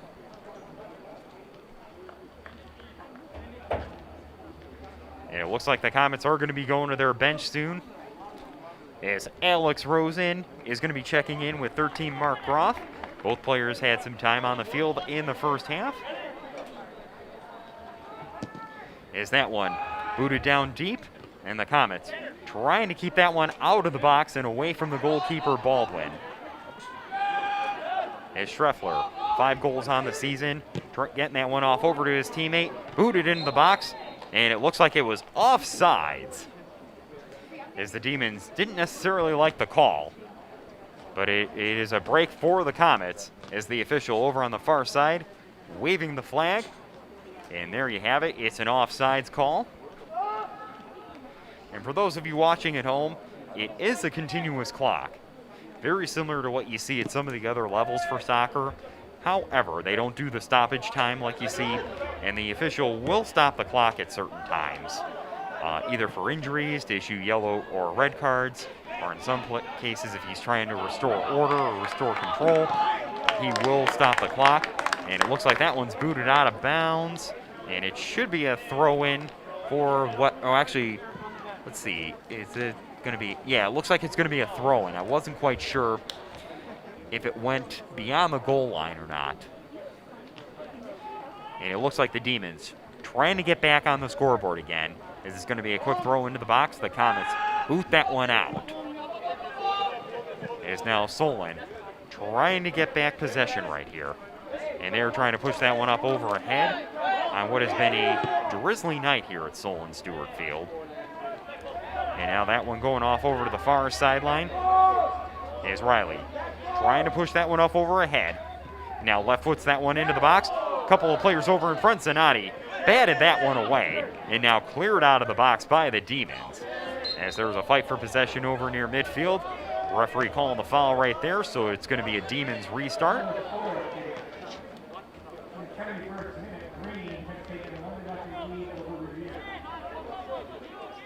And it looks like Jaden Sussman will also be checking in for the Comets pretty soon as well, as they will have to wait for the referee to signal when substitutions can come in.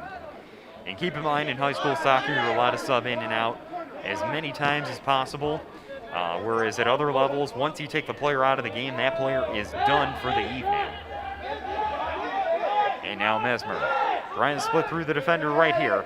Goes through into the middle of the box. Sets that one off over for Yonke, and that one just wide of the net. Excuse me, that was set up over for Riley. Just wide. And now the Comets with the substitution. Rosen, Sussman, and Groff finally coming in.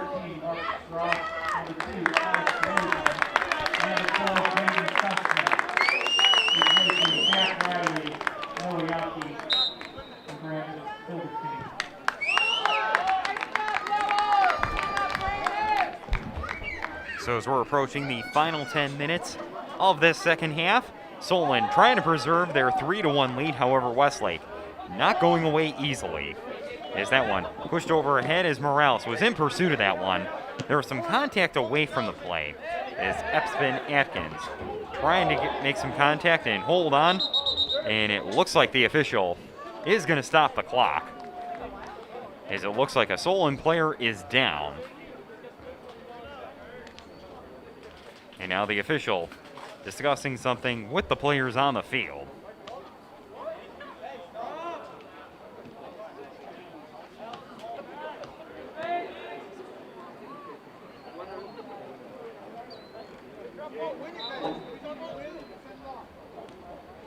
And it looks like it is going to be a restart for the Demons, as there was definitely some contact made. However, it was hard to tell who the foul was going to be called against, as there was some contact away from the play. The official stopping the clock to restore order, or to kind of set things up again, which there are certain times which the official will do that, to stop the clock just to make sure that everything is reset and everything is set again properly. And definitely some contact over on the near sideline. It's going to be a Westlake throw-in, as there's going to be about 9 minutes left to go. As the Comets in pursuit right there is Zanatti, just saying, get that one out, get that one out. As the Comets continue to go to their bench, Josh Goodman's going to be checking back in, number 22. And it looks like it is going to be a throw-in for the Comets. And keep in mind, Funderburg is on the bench, Nuafu's on the bench. Nuafu had to come off due to a yellow card. However, due to an ankle injury, I think his minutes were going to be limited anyway. As you can hear some members of the Solon crowd saying, one more, one more. As it looks like Westlake is going to go to their bench as well, as they did stop the clock with 8:41 to make sure everything was set in regards to that.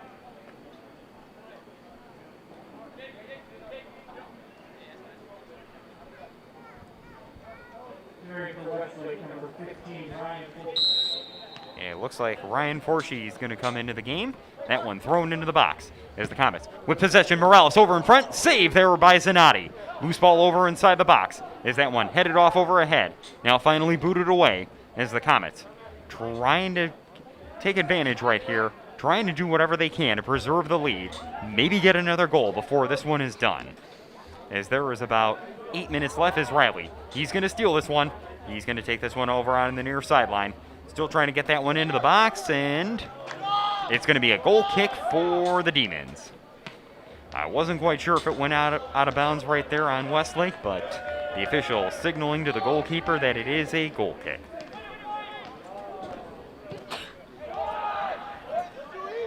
As that one pushed off over ahead, as the Demons trying to get some momentum here. They had an opportunity to tie this one late in the first half. However, a good save right by the goalkeeper, Zach Baldwin, preserved the lead for the Comets going into the half. It is now Solon. 7-2-1 on the season. If they win tonight, they are going to go to 8-2-1.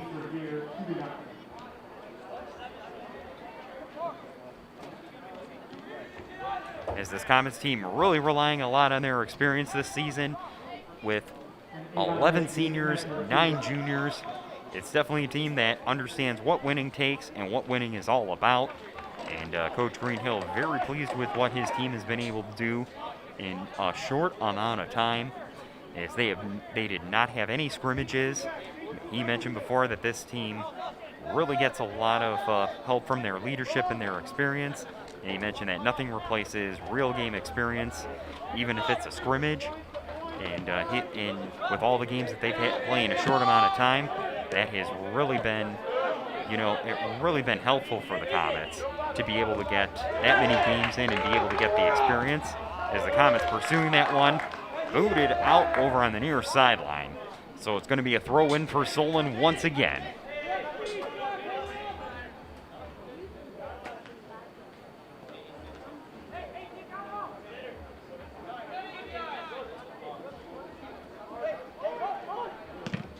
And now the Comets trying to get something going right there. And that one booted out of bounds, and it looks like it is going to be a corner kick for the Comets. And the Comets looking to make it simple right there. Boots that one over ahead. Zanatti, the goalkeeper, right in front to make the save. And he's going to have to throw that one over to his teammate on the far sideline. And now Goodman in pursuit right there for the Comets, as that's going to be a throw-in for the Demons. As it looked like they were going to be able to catch Solon off guard on defense. However, that all changed as the Comets got down the field pretty quickly. As that one booted downfield, the goalkeeper Baldwin coming up with that one. As we're approaching the last 5 minutes here inside Solon Stewart Field, I want to give a quick shout out to Sean Furlong. Father of former Solon player Billy Furlong, as he's helped me out with some soccer broadcasts in the past and also has filled in for football at certain times. So Sean, if you're listening, quick hello to you. Is that one trying to be controlled by the Comets right there, now booted off over to midfield, headed away inside Demons territory as Scheffler trying to get possession right there, and now the Comets steal that one away.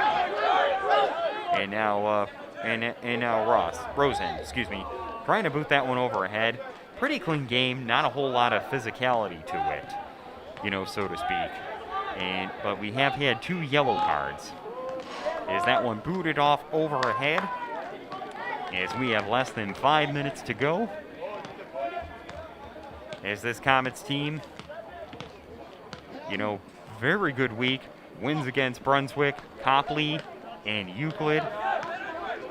And if they win here tonight, in about 4 minutes, they'll come up with another win against non-conference rival Westlake.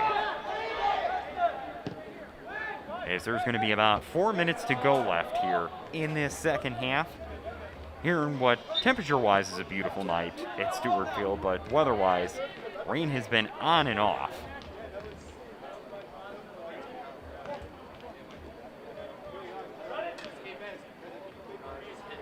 And now this one booted off over ahead. Now deep inside Solon territory as the Comets defense trying to boot this one out, trying to preserve the lead. As it looks like some Solon students are actually watching the game from outside of the stadium. As keep in mind, there are limited numbers of people that can actually be inside the stadium at a time. As you're probably seeing, there are some people that are probably watching the JV game, which if you're watching the JV game, you have to sit over on what's normally the visitor sideline. But for the varsity, they try and put everybody on what is normally the home side for football. And it looks like it is going to be a corner kick coming for, the Demons right here as the ball is in the box. That one is going to be booted off over ahead, and that one is going to be a throw-in for the Comets.